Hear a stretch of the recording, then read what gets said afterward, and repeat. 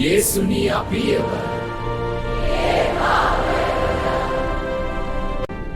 යේසුනි අපිව ඕවතන්නේ අහසේ ඉර අදුරු වෙලා අහසේ තර පොළොව කඩා වැටෙනවා. එළිදරව් 6 වෙනි පරිච්ඡේදයේ 12 වෙනි පදයේ සිට 17 වෙනි පදයේ දක්වා බයිබලයේ ඇති සිදුවීම් මෙලෙස ඉදිරියට ඔබට පැහැදිලි කරනු ඇත.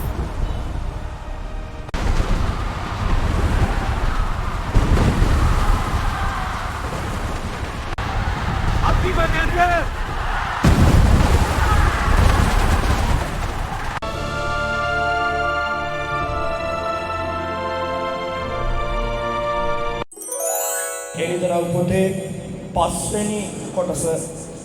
පස්වෙනි කොටස කිව්වට අපි ඉන්නේ එළිදරව් 6 වෙනි පරිච්ඡේදය තුල. ආමේන්. අපි අඛණ්ඩව සිදු කරගෙන එන එළිදරව් පැහැදිලි කිරීමේ දේශනා මාලාවේ අපි පටන් ගද්දිම කිව්වා වගේ එළිදරව් පොත අධ්‍යයනය කිරීම ඊටමත් සාතන් අකමැතිම කාරණා. ඒ කියන්නේ ඔබ ඉරිදට ඇවිල්ලා වෙනත් දේශනා අහලා ඔබ හැදුනද ඒකට සාතන්ට රිදෙනවට වඩා හුඟක්ම වූ අකමැති සහ උට වේදනාත්මක දේ තමයි එළිදරව් පොතේ තියෙන සැඟවුණු අරුත ඒ දේව දරුවන් දැන ගැනීම ඌ අකමැතිම දේ වෙනවා. ඒ නිසා පුළුවන් තරම් ඒකට බාධා කරනවා. දේව වචනය අහන්න මිනිස්සු පැමිණෙන එක බාධා කරනවා. ඒකට අවනත වීමට බාධා කරනවා. දැන් මගේ අද දවස් මම ගොඩාක් අසනීපව සිටින්න යනවා. ඊ රාත්‍රියේ මට නිදා ගන්නත් බෑ. දැන් මේ අසනීපෙට සතියක් විතර වෙනවා මට. දැන් සති මේ දෙවෙනි සතිය. සාතන්ට ඕනි කරන්නේ මේක කියනවනම් ඔබේ කටම නැති වේවා කියලා. ඒ කියන්නේ මට දේශනා කරන්න බැරි වෙන විදිහටම උගුරේ ඒ ආබාධ තියෙන නමුත් මම අද දවසේ උන්වහන්සේගේ වචනයක් දේශනා කරනවා. ඒ වචනය මොකද අද ඔබ බලාගෙන ඉන්නවා මේ ගිය සතියේ නතර කරපු තැනින් ඉදිරියට. මොකද මේ එළිදරව් පොත ඒ පාඩමත් එක දිගටම හිටපු කට්ටියන්ට මේකේ කුතුහලය තියෙන ඊළඟට මොකද්ද වෙන්නේ? මේක මොකද්ද කොතනින්ද නතර වෙන්නේ? ඉතින් ඒ කුතුහලයත් එක්ක ඉන්න අයට ඉදිරි කොටස දැනගන්න අවශ්‍යයි. ඒ වගේම අපේ සභාවේ පමණක් නෙවෙයි. අපි මේක අන්තර්ජාලයට ගත කරාට පස්සේ ලංකාව වටේ බොහෝ කට්ටියක් හුරු වෙලා ඉන්නවා. දැන් ඊළඟට කවද්ද බ්‍රදර් මේක ඊළඟ කෑල්ල එන්නේ? ඊළඟ කොටස කවද්ද එන්නේ? මොනවද තියෙන්නේ? ඒ වගේම මෙතන ඉන්න කිහිප දෙනාගේ මුහුණු විතරක් නෙවෙයි. අපි නොදක්කා වූ කවදාවත් අපි හඳුනන්නවත් නැති මිනිස්සු පිරිසක් තිරෙන් එහා පැත්තේ ඉඳන් මේක අහුම්කම් දෙනවා. ඉතින් ගොඩාක්ම සතුට කියලා කියන්නේ වෙන මොකක්වත් නෙවෙයි. මේක සතුටක්ද දුකක්ද කොහොමද කියලා දන්නේ නැහැ. කවුද අද උදෑසන නිවුස් බැලුවේ? නිවුස් බලන්න කොහෙද නේද? අද උදේ බලද්දි මට හරි ආසයි හිතුණා එළිදරව් පොත අපි දේශනා කරගෙන යන්නේ කොච්චර හොඳයිද කියලා. මොකද කට්ටිය කියනවා නම් එළිදරව් පොත ගැඹුරු වැඩි මේක අපි දේශනා කරාට තේරෙන්නේ නැහැ කියලා. මේක ඉගෙන ගත්ත මිනිස්සුන්ට තේරෙනවා මේ දවස්වල අපි කතා කරන්නේ කොච්චර කාලීන දෙයක්ද සහ මේ නම් යන්නේ අන්තිම කාලේ අන්තිම චුට්ට. ඒ නිසා අද උදෑසන දැන් මේක සමහර විට මේක අන්තර්ජාල ගත කරාට පස්සේ මේක අහන්නේ අවුරුදු ගානකට පස්සේ වෙන්න පුළුවන් කවුරු හරි අද 2026 මාර්තු 1 වෙනිදා. මාර්තු 1 වෙනිදා. අපි ශ්‍රී ලංකාවේ ඉඳන් මේ ප්‍රවෘත්ති අහනකොට මේ මොහොතේ ඇමරිකාව සහ අනිත් රටවල් වල පෙබරවාරි 28 රාත්‍රී මම හිතන්නේ මධ්‍යම රාත්‍රියේ වෙන්නේ නැති උදෑසන වෙන්නේ නැති. කියන්නේ මේ උදෑසන වෙනකොට ඉරානය සහ ඒ පැතිකඩවල යුද්ධයක් යනවා. ඒ යුද්ධෙන් උදෑසන අපි නැගිට ගාම දැකපු දේ තමයි ඉරානයේ ආධ්‍යාත්මික නායකයා අද ඇමරිකා සහ ඊශ්‍රායල් ප්‍රහාර වශයෙන් වලින් මැරිලා. එතකොට මේක හරියට නිකන් කතෝලිකයන්ගේ පාප්තුමා මැරුවා හා සමානයි. ශ්‍රී ලංකාවේ ගත්තොත් අර මල්වතු අස්කිරිය පාර්ශවයේ මහානායක හාමුදුරුවෝ කෙනෙක් මැරුවා හා සමානයි. මොකද මේ රාජ්‍ය නායකයෙක්ට එහා ගියපු පිළිගැනීමක් තියෙන ආධ්‍යාත්මික නායකයෙක්. ඒ නිසා මෙය සුළුපටු නොවේවි. මෙය ලෝකේ මුස්ලිම් රාජ්‍යයන් ඇමරිකා එක්සත් ජනපදයට විරුද්ධවත් ඊශ්‍රායලට විරුද්ධවත් දැඩිසේ යුද්ධ ප්‍රකාශ කරන්න හේතුවක් වෙයි බොහෝ වෙලාවට ත්‍රස්ත සංවිධානය. එහෙනම් ඔබ දන්නවා මේ ප්‍රවෘත්තිය ඇහැද්දිම අපි දන්නවා ලෝකයේ තුල යුද සහ යුද ප්‍රවෘත්ති ඇහෙනකොට ලෝක සාමය මිනිසුන්ට ඕනි වෙනවා. එහෙනම් එළිදරව් 6 පළවෙනි එළිදරව් 6 මුද්‍රාව කඩන්න පළමු මුද්‍රාව කඩන්න ඉතා ආසන්නයි. ඒ කියන්නේ කවුද? අනිවාර්යයෙන්ම බොරු සාමයක් ගේන රාජ්‍ය නායකයෙක් යුරෝපය තුලින් නැගිට මේ ලකුණු ළඟ එනවා. ඇයි? යුද්ධෙන් හෙම්බත් වෙන්න යනවා ළඟදීම. මේ දැන් වෙන්නවනේ. යුද්ධෙන් ලොකු රටවල් සියල්ලම හෙම්බත් වෙනකොට ඒ රටවල් සියල්ලම කැමති වෙනවා කාටද? අපේ නායකයෝ ඔක්කොම ගහ ගන්නවා නම් එක්කෙනෙක් හරි සාමය අරන් එනවා නම් ඔහුට සියලු බලතල දෙන්න. දැන් ඔබ ඉගෙන ගත්ත විදිහට මේක එළිදරව් 6 පළවෙනි මුද්‍රාව. එහෙනම් ඒ මුද්‍රාව කැඩෙන්න කලින් එළිදරව් 4 අහසේ දොරක් විවෘතව තිබෙනවා දැකට මෙහෙ නැගී වරෙන්නේ. එහෙනම් ඊට කලින් ඊට අවුරුදු ගානකට කලින්ද කොහොමද ඒක වෙන්නේ දවස් කවුද කියලා මම දන්නේ නැහැ. හැබැයි මම දන්නවා ඒක වෙන්න අනිවාර්යයෙන්ම දවස් සති හෝ මාස හරි අවුරුදු හරි ගානකට කලින් මේ ලෝකේ පුද්ගලයා කොට්ටාසයක් අතුරුදහන් වෙන්න යනවා. කවුද ඒ අතුරුදහන් වෙන්නේ නැහැ කොට්ටාසය? උන්වහන්සේගේ සභාව. ආමෙන්. ඒ ඔය සභාව අතුරුදහන් වීම ඊළඟ තප්පරයේද වෙන්නත් බැරි නෑ. මගේ උගුර කැඩුනත් කවන්නේ නැහැ. මම මේ ටික කියනවා. හරිද? ඔක ඉන්ටර්නෙට් එකේ හරි තියෙන්නේ නැතේ කවදා හරි. ඒතකොට අන්තිම කාලේ මේවා ප්ලේ වෙයි. මේවා සමහර විට ඉන්ටර්නෙට් වලින් අයින් කරයි. සිංහලෙන් එකෙක් මෙන්න මෙහෙම දේශනා කරලා තියෙන අන්තිම කාර්ය ගැන ඒව අයින් කරපන් ඕවා. මේවා දැනගන්න ඕනේ නැහැ. හැබැයි අහන කට්ටියක් ඉන්නවා. අපි මේවා කියමු. එහෙනම් ඔබ මේ වෙනකොට පිළිවෙලට දන්නවා එළිදරව් 4 එළිදරව් 5 පහේදී අපි දැක්කේ බැටළු පැටවානෝ. ඒ කියන්නේ යේසුස් වහන්සේ සිංහාසනාරූඪ වෙනවා. ඊට පස්සේ එළිදරව් 6ට එනවා. ඒ බැටළු පැටවානන් ඒ විනිශ්චය මුද්‍රාවන් සත කඩන්ට යනවා. ආමෙන්. අපි මුද්‍රාවන් දැන් කීයක් ඇදුවද? 5ක් වෙනකන් ඉගෙනගෙන ඉවරයි. අපි පිළිවෙලට පොඩ්ඩක් මතක් කරගමු. මොකද්ද? පළවෙනි මුද්‍රාවේදී සුදු අශ්වයෙක් පිටව ආවා. ඒ සුදු අශ්වයා පිට හිටපු කෙනාට මිනිසුත් එක ගිවිසුමක් තිබ්බා. ඒ වෙන කවුරුත් නෙවෙයි. විරුද්ධ ක්‍රිස්තුස් වෙන රාජ්‍ය නායකයා ලෝකේ බොරු සාමයක් අරගෙන ඉන්නවා. අන්න ඔහු අහගන්න. මම මේක ඉදිරියේදී කියන්නේ තියෙන දෙයක්. නමුත් මම ඔබට එතනදී පැහැදිලි කරා. මම දානියෙල් පොතට ගිහිල්ලා ඔබට පැහැදිලි කරා. ඔහු යුදෙව්වන් සමගත් මුළු ලෝකයේ සමගත් ගිවිසුමක් කරන අපි සමාදානයෙන් එමු. එහෙනම් ඔබට තේරුණා යුදෙව්වන් සමග ගිවිසුමකට එන්නේ හේතුව ඇයි? අර ඊයරෑ ගහනවන්න යුදෙව්වෝ. නහයට අහන්නේ යුදෙව්වෝ ලෝකෙටම ගහන්න යනවා. ඇමරිකාවේ ඒකට සහාය දෙන්න යනවා. ඉතින් මේ අලුතෙන් එන නායකයා යුදෙව්වන්වත් ෂේප් කරනවා. මුස්ලිම් වරුන් ෂේප් කරනවා. බෞද්ධයෝ ෂේප් කරනවා.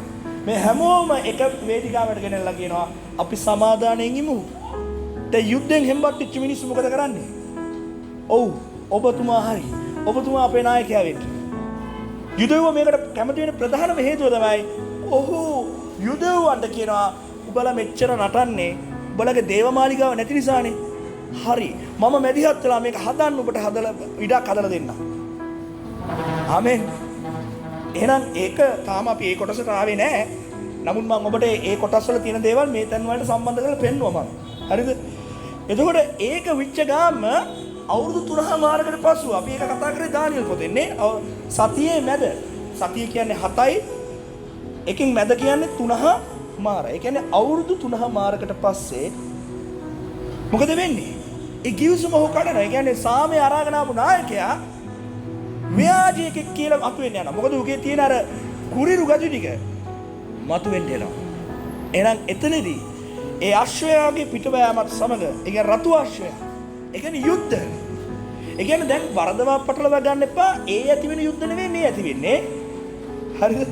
දැන් සමහර කට්ටිය අර ඒ යුද්ධය මේකට පාස් කරන්නේ නැහැ නෑ. ඒව නෙවෙයි. එහෙනම් මේ රතු අශ්වයාගේ යුද්ධ නම් මේ ඇති වෙන්නේ මේ වෙනකොට මොකක් කළාද ඉන්නවද? පළවෙනි මුද්‍රාව කැඩලා විරුද්ධ ක්‍රිස්තුස් ඇවිල්ලා ඉන්න ඕනේ. ඒස වරදවා තේරුම් ගන්න එපා. මේ ඒ යුද්ධ නෙවෙයි. මේ යුද්ධ මෙහෙමනම් ඒ යුද්ධ කොහොමද ඇතිද? ඒක තේරුම් ගන්න. එතකොට ඒක අවසාන වෙලා දැන් යුද්ධ යනවා. අවසාන වෙන්නේ නැහැ. මට සමා වෙන මට කියවන අවසාන වෙලා. ඒක අවසාන වෙන්නේ නැහැ.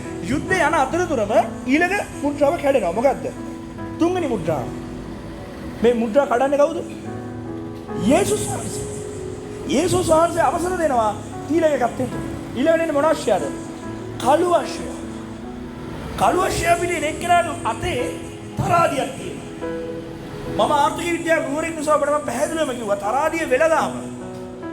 දැන් ඔබ දන්නවා ඊයේ රෑම අපි දැනගන්නවා ඉරානයට ඊස්රායලය ගහනකොට හෙට අනිත වෙද්දි තෙල් මිල ඉහළ යනවා කියලා අපි දන්නවා. ඇයි? ලෝකේ අර්බුදයක් එනකොට ගෝලීය ආර්ථිකයේ උද්දමනයක් ඇති වෙනවා. ගෝලීය උද්දමනය කෙලින්ම උද්දමනය කියන රටේ බඩු මිල ඉහළ යනවා. ඒක කෙලින්ම බලපාන කාටද? ලංකාවට. දැන් ඕක මම මගේ අම්මිට කියද්දී අම්මි ආර්ථික විද්‍යාව දන්නෙත් නැහැ. මම කිව්වා අන්න අර යුද්ධේ. එහෙනම් හෙට අනිත් බඩු මිල ගණන් යයිනේ. කියන්නේ ගෙදර සාමාන්‍ය කාන්තාවන්ට තේරෙන මොකද්ද? අරුන් ගහ ගන්නවා කියන්නේ අපි ඒ බඩු මිල හෙනනවා. දැන් ඔබ හිතන්න දෙවෙනි මුද්‍රාවේ යුද්ධත් එක්ක ඊළඟදී මොකද වෙන්නේ? ආර්ථික අර්බුදය. ආර්ථික අර්බුදය අපිට අලුතින් කියලා දෙන්න ඕනේ නැහැ. මොකද? අපි පහුගිය අවුරුදු 4 හරියට මේ ලෝකයේ තියෙන රටවල් වලින් මේක අපේ වචනේ මේක කුචීතම ආර්ථිකයක් තිබ්බා. මේකත් තමයි අපි පල්ලෙහෙට වැටුණා. ඒකිනුත් තමයි අපි ගොඩ ආවනේ දැන්. අපි පොඩ්ඩක් හරි දැන් හොඳට ඉන්නවා. හැබැයි මේක ගොඩ ඉන්න බැරි ආර්ථික අර්බුදයක්. ඒ කියන්නේ ලංකාව විතරක් නෙවෙයි මුළු ලෝකෙම ආර්ථික අර්බුදයට වැටෙන්න යනවා. ඒතර එතනදී මම පෙන්නවා දාන්න දැලියක් මස්සයි. යවනලි 3ක් මස්සයි. මොකද මේ මස්ස කියලා කියන්නේ?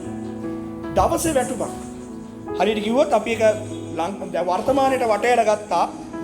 වර්තමානයේ දවස කුලිය රුපියල් 3000ක්. හෝ 4000ක්. දැන් මේක වෙනකොට සමහර විට දවස කුලිය රුපියල් 10000ක් වෙන්න පුළුවන්. මරුනේ. මරුණාට වැඩක් නැහැ. ඒ 10000ට අපි කිව්වොත් දැන් දාන්නේ තලිය කියන්නේ දැන් අපේ වචනින් කිව්වොත් හාල් කිලෝ එකක්. දැන් අපි හිතමු අපේ දවසේ වේලේ හාල් කියලා පාන් ගෙඩියක් කියලා හිතන්න. පාන් ගෙඩියක් රුපියල් 10000යි. කොහොමද හිතන්නකෝ? මං කියන්නේ මිනිහෙක්ගේ දවසේ වේලේ පාන් ගෙඩිය නම් පාන් ගෙඩිය 10000ක් වෙයි. තේරුණාද? හාල් කිලෝ එක 10000ක් වෙයි. එතකොට මිනිහෙක් දවසක් මහන්සි වුණත් මිනිහෙක්ට ගන්න පුළුවන් කීයද? හාල් කිලෝ එක. හැබැයි ඒකෙදි මං අර්ථ දෙකක් පෙන්නුවා. මොකද්ද? මුද්‍රික පානයටත් මේ තෙල් වලට බාධා කරන්න එපා. කවුද මේ මුද්‍රික පානය සහ තෙල්? මං අර්ථ දෙකක් පෙන්නුවා. එක විග්‍රහයක් කියනවා ධනපතීන් මේකෙන් බිඳ වැටෙන්නේ නැති වෙයි. එතකොට මෙතනදී ආදායම් බෙදීමේ ක්ෂමතාවයක් ඇති වෙයි. ඒ කියන්නේ ඇති හැකි අය හොඳට ඉදී නැති බැරි අය තව පල්ලෙහාට යයි. හැබැයි බයිබල අනුකූලව තවත් ප්‍රතිකඩක් අපි දැක්කා. මේකේ ද්විත්වාර්ථයක් තියෙනවා. මොකද්ද? මේ යුදෙව්වෝ මේ ආර්ථික අර්බුදයෙන් උන්වහන්සේ ආරක්ෂා කරන්න යනවා. ආමෙන්. ලෝකෙටම මේක එයි. හැබැයි යුදෙව්වෝ හොඳට කාලා බීලා ඉදී. ඒතකොට මේකේ එන අර අපේ වචනෙන් කිව්වොත් එරියස් එක මුළු ලෝකෙටම පේනවා. මෙහෙම මේ යුදෙව්ව හොදට ඉන්නවා. අපිට විතරයි මේ දේ වෙලා තියෙන්නේ. දැන් ඊළඟ මුද්‍රාව කැඩෙනවා. මට දෙනවා යුද්ධත් යනවා. ආර්ථික අර්බුදයකුත් එනවා. එහෙනම් යුද්ධ සහ ආර්ථික අර්බුදකින් පස්සේ එන්න පුළුවන් මොකද්ද? ව්‍යවසන. ඒ කියන්නේ ආර්ථික වශයෙන් දුර්භික්ෂ. ඒ කියන්නේ හතරවෙනි මුද්‍රාව කැඩෙනකොට දැන් එනවා කවුද? සුදුමෙලි අශ්වය.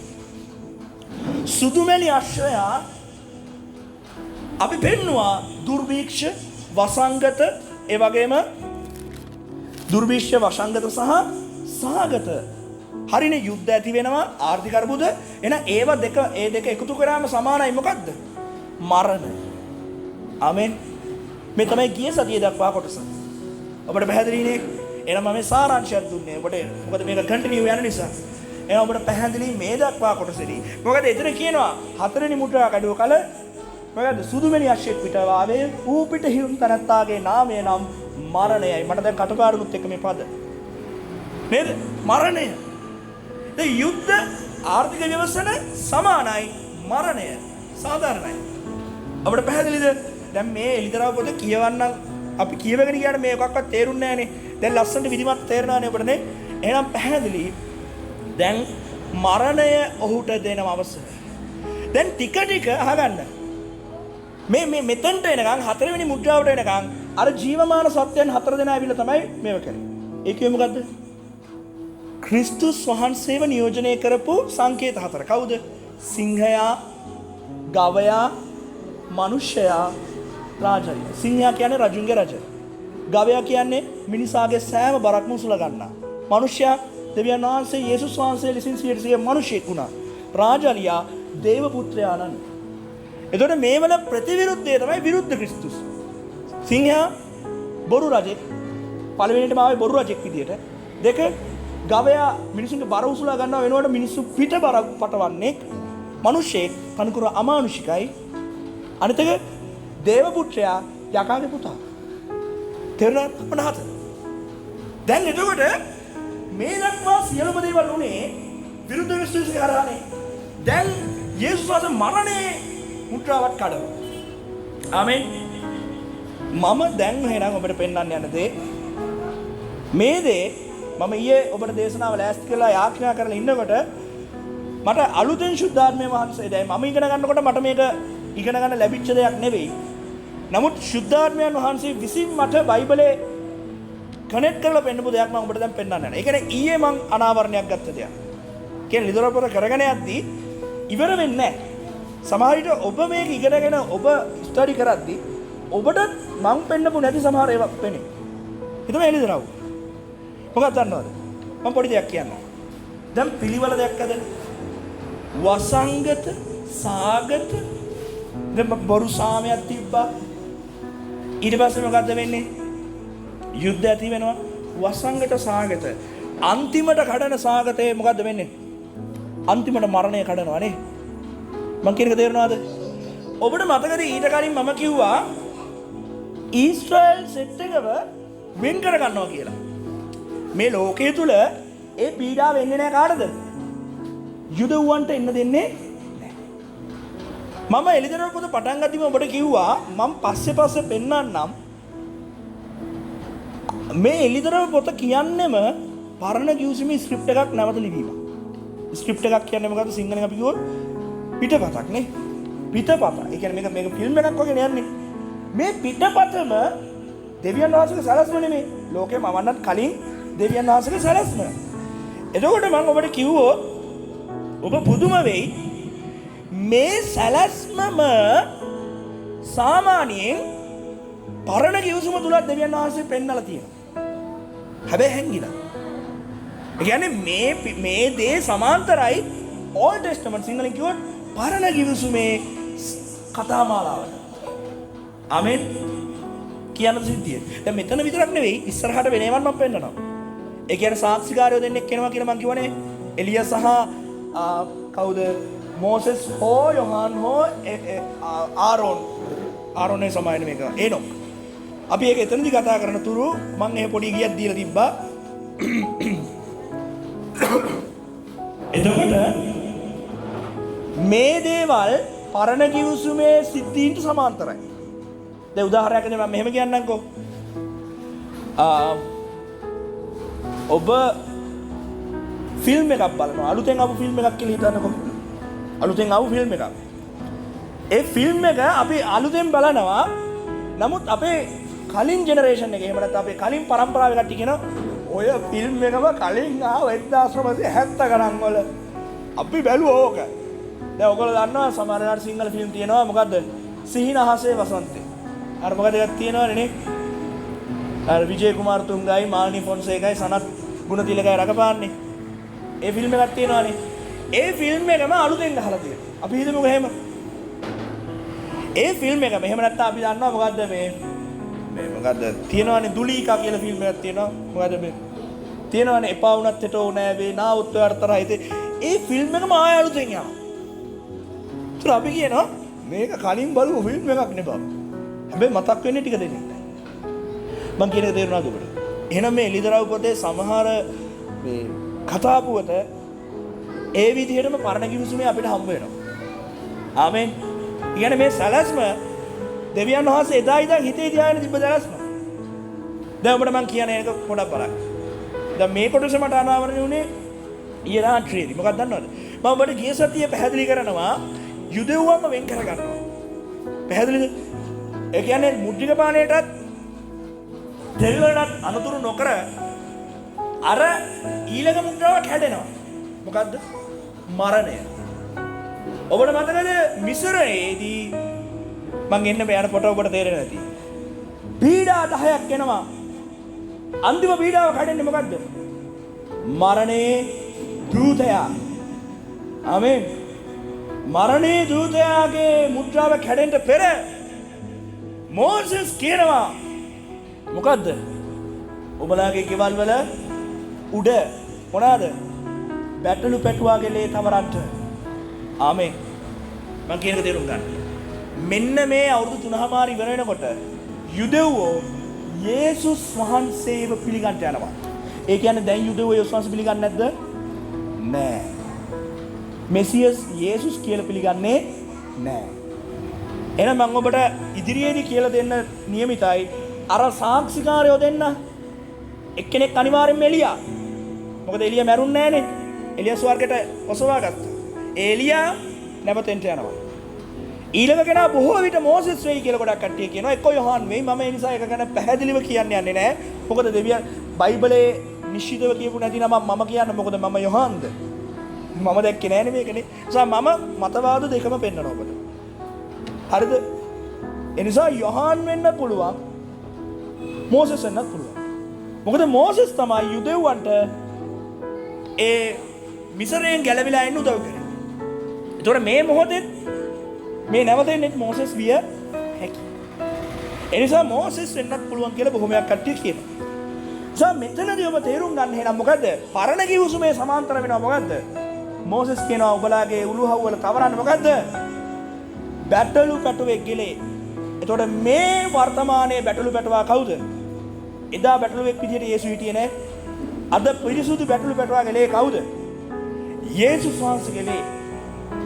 එහෙනම් යුදෙව්වෝ ඒ වගේම යුදෙව්වෝ නොවන මේ වෙනකොට සභාවේ ඉතිරි වෙලා ඉන්න සෙට් එකක ඉන්නවනේ පොළවේ. ඔවුන්ද අර රුධිරය යේසුගේ රුධිරය පිළිගන්නවා නම් ඒ පීඩා වලින් බොහෝමයක් ඔවුන්ට අඩු වෙන්න යනවා. ආමේන්.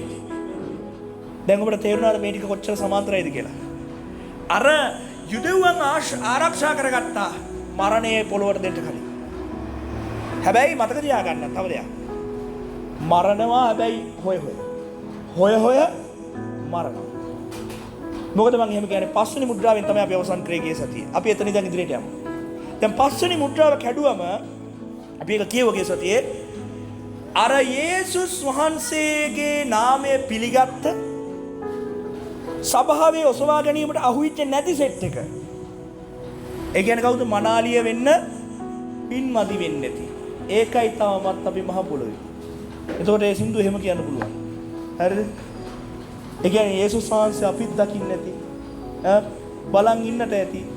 ඒත් ඔසවා ගන්නට පින්මදි වෙන්න ඇති කියලා එහෙම කියන්නේ.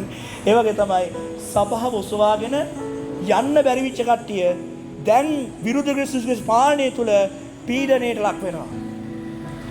මේ විරුද්ධ ක්‍රිස්තුස්ට විරුද්ධව ලෝකයේ දැන් අර යුද්ධ අස්සෙන් කියන ඔබ බොරු නායකයෙක් ඔබ අපි රැවට්ටුවා කියලා උට විරුද්ධ වෙද්දී ඌ දැන් පෑවල දෙන්න යනවා. මේ අපේ වරදක් නෙවෙයි අර ක්‍රිස්තියානි කියන උන් තමයි මේක කරේ.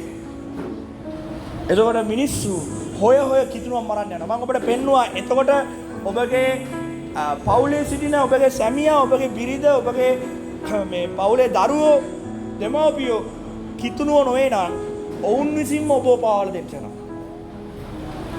මම කියන එක තේරුණා කොච්චර බරපතලද? ගැලවීම නොලබපු පවුල්වල විවාහයට යන්න එපා කියන්නේ ඔන්න ඕකයි. මොකද තමන්ගේම අය තමන්ව පාවලා දෙන්න යනවා. දැන් බැරි වෙලාවක්වත් ඔසවා ගැනීමට අහුන්නේ නැහැ කියලා හිතනවා. එහෙම වෙන්න එපා කොහෙත්ම. හැබැයි එහෙම උනේ නැත්නම් දෙවෙනි සෙකන්ඩ් chance එකක් මිස් වෙන වැඩක් ඕක. මං කියන එක පැහැදිලිද? ඔබ පුළුවන් තරම් බලන්න. දැන් ඒ කියන්නේ මේක අවිනිශ්චිතයි අපිට. ගුණවති ආච්චි සහ අන්නපූර්ණන් ඇන්ටි ගත්තම ඒ මිනිස්සු මේ මොහොතේ ඒ දිනුම අරන් ඉවරයි. හැබැයි තාම ජීවිතුන් අතර ඉන්න අපිට අපි දැන් මැරුණොත් හොඳට හිටියොත් අපි යයි. හැබැයි අපිට තාම දෙවෙනස ඔසවා ගැනීම කියන්නේ අපි ඔසවා ගන්නකොට අර මැරිච්ච මිනිස්සයන් ඒගොල්ලෝ ඔසවන්නේ. මං කියන එක තේරෙනවද? අපි නැගිටින්න අපි එසවෙන්න පෙර ඔවුන්ගේ ආත්මයන් දෙවියන් වහන්සේගේ අභිමුඛයට යන්නවා. දෙවනුව තමයි අපි යන්නේ. හලෙලූයා. ඉතින් මේ මිනිස්සු පාරාදීසයේ සිට බලන් ඉන්නවා ඉක්මනට එනකම්. මේ මිනිස්සු මේ මොහොතේ ස්වර්ගය නෙවෙයි වර්ධවා තේරුම් ගන්න එපා. පාරාදීසය. තේරුණානේ? පාරාදීසය. එතකොට මම කියන එක තේරුම් ගන්න. දැන් මේ වසංගත සාගත එක්ක ඉවර වෙනවත් එක්කම කිතුණුවන්ව මරන්ට කිතුණුවන්ව ඝාතනය කරන්න බොහෝමයක් විට මේ ලෝකය පෙළ ගැහෙනවා විරුද්ධ ක්‍රිස්තුස්ගේ නායකත්වයේ හමුව. දැන් මොකද වෙන්නේ? කිතුණුවන්ට මේක දරා ගන්න බෑ. කිතුණුවන්ට දරා ගන්න බැරි දැන ඔවුන්ව පාරාදීසෙට ගත්තේ නෑ තාම. එතකොට ඔවුන් කොහේ හරි ආත්මයන් ටික තිය ඇති දෙවියන් වහන්සේ. ඔවුන් මොර දෙනවා. ස්වාමීනි අපිව ඇයි ගන්නෙ නැත්තේ? ඇයි අපිව ස්වර්ගයට ගන්නෙ නැත්තේ? ඔබ වහන්සේ ඔය මනාලියේ කට්ටිය ටික ඔය ස්වර්ගයේ ඉන්න එක විතරක් නෙමෙයි දැන් අපිත් මැරිලා ඔබ වහන්සේ වෙනුවෙන් ගණන් දීලා අපි තියෙන්නේ. ඉතින් අපිව ගන්නකෝ. හැබැයි දෙවියන් වහන්සේ යේසුස් වහන්සේ ඇවිල්ලා බලලා උන්ට කියයි. නුඹලා මට වටිනාකමක් දුන්නේ නැහැනේ. වටිනාකමක් දුන්නේ නැහැ. නමුත් නුඹලා සටන පාවල දුන්නේ නැහැ. නුඹලා මගේ නාමය වෙනුවෙන් පීඩා වින්දා.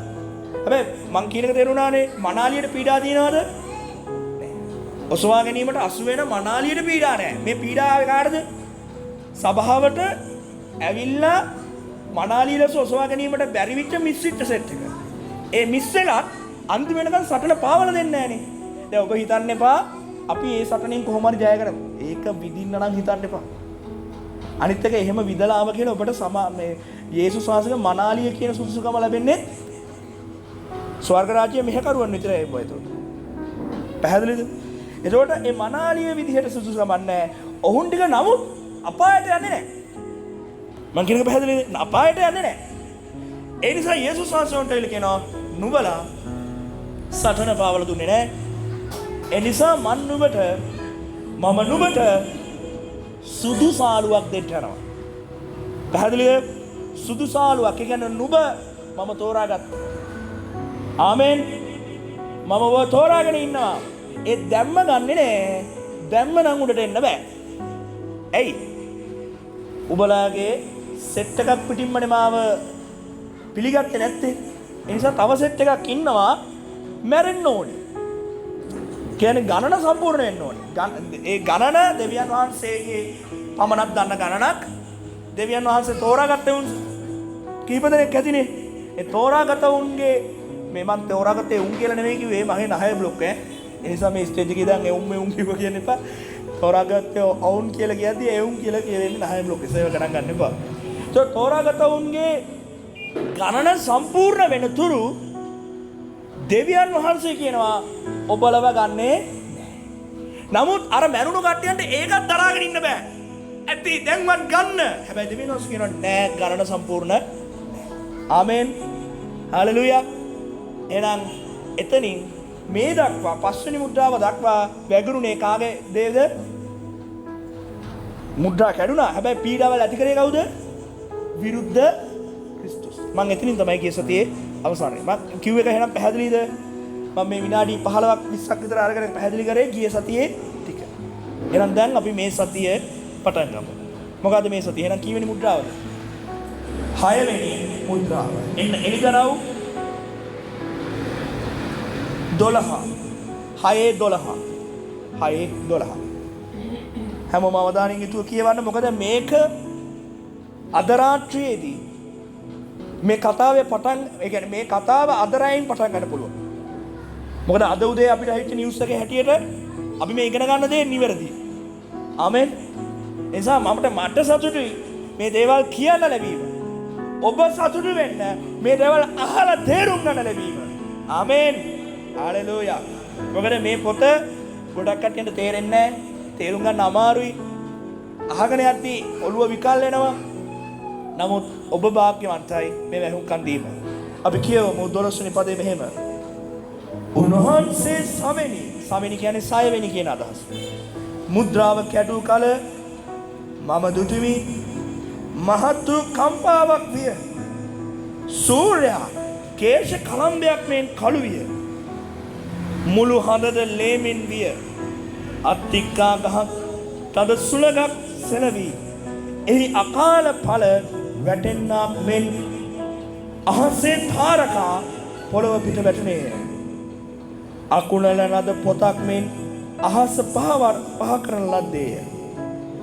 සියලු කඳුද දිවයින්ද සුවකීය ස්ථානවලින් පහ කරන ලද්දේය. පොළවේ රජවරුද උත්තමයෝද සේන්පතියෝද ධනවන්තයෝද බලවන්තයෝද සියලු දාසයෝද නිර්දාසයෝද කඳුවල ගුහාවලටත් පර්වතවලටත් සැගවුණේය. ඔහු කඳුවලටත් පර්වතවලටත් කතා කොට අප පිට වැටි සිංහාසනයේ වැඩ ඉන්න තැනැත්තන් වහන්සේගේ මුහුණ ඉදිරියෙන් බැටළු පැටවාණන්ගේ උදහසින් අප සගවා ගනිල්ලා.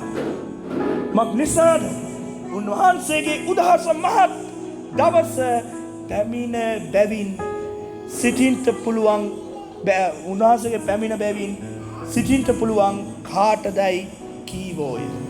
ආමේන්. හලෙලූයා. කතාව තේරුණාද නැහැ. අපි දැන් පැහැදිලි කරමු. මුද්‍රා පහක් කැඩෙනවා. ඔය මුද්‍රා පහේදී විරුද්ධ ක්‍රිස්තුස් තමයි පොළවට පීඩාවන් කරේ. නමුත් මෙතෙන් පටන් කාගේ උදහස දෙන්න යන්නේ? ඒ කියන්නේ ඊට කලිනුත් විරුද්ධ ක්‍රිස්තුස්ට පීඩා කරන්න කියලා අවසර දුන්නේ කවුද? දෙවියන් වහන්සේ තමයි ඊට හැරියේ. නමුත් මේ දේවල් ටික වෙන්න යන්නේ දැන් විරුද්ධ ක්‍රිස්තුස් හරහා නෙවෙයි. ඍජුවම අරක උනේ වක්‍රාකාරව විරුද්ධ ක්‍රිස්තුස් සිදු දුන්නා. නමුත් දැන් වෙන්නේ මොකද්ද? ඍජුවම ස්වාමින් වූ යේසුස් වහන්සේගේ උදහස වැగిරෙන්න යනවා. ආමෙන්. මේ උදහස ඒ කියන්නේ මෙතනින් පටන් ගන්න කාලය එලිදරව් 16 වෙනි පරිච්ඡේදයේදී අපි ඉස්සරහට ගියා. 16 කියන තව පරිච්ඡේද 8ක් යන්න තියෙනවා නේ. එලිදරව් 16 පොඩ්ඩක් හරවලා බලන්නකෝ. එලිදරව් 16 වගේ 16 මොකද්ද තියෙන මාතෘකාව? ඒ උදහස්සේ වාජනය වැගිරීම සහ එහි ඵල. දැක්කද? මාතෘකාව දැක්කද? ඒ උදහසේ වාජන එහෙම තියෙනවද? වාජනය වැගිරවීම හා එහි ඵල. එහෙනම් ඔබ තේරුම් ගන්න ඔතන ඕන නෝට් එකක් දාගන්න. මේ ඒ කියන්නේ කමින් ෂෝ එක මේ ඔබට තේරෙනවා මේ එලිදරව් 6 කියන්නේ ඒ එලිදරව් 6 ඇතුලේ මුද්‍රා 7ක් කැඩෙනවනේ. ඔය 7 ගැන ආය විග්‍රහාත්මකව ඉස්සරහට තියෙනවා. ඒ කියන්නේ මේ තියෙන්නේ පොඩි කමින් ෂෝ එකක්. ඒ කියන්නේ මේ පොඩි ට්‍රිලර් එක. අපි සිංහලෙන් කියනවා මොකද? පූර්ව ප්‍රචාරක පටය.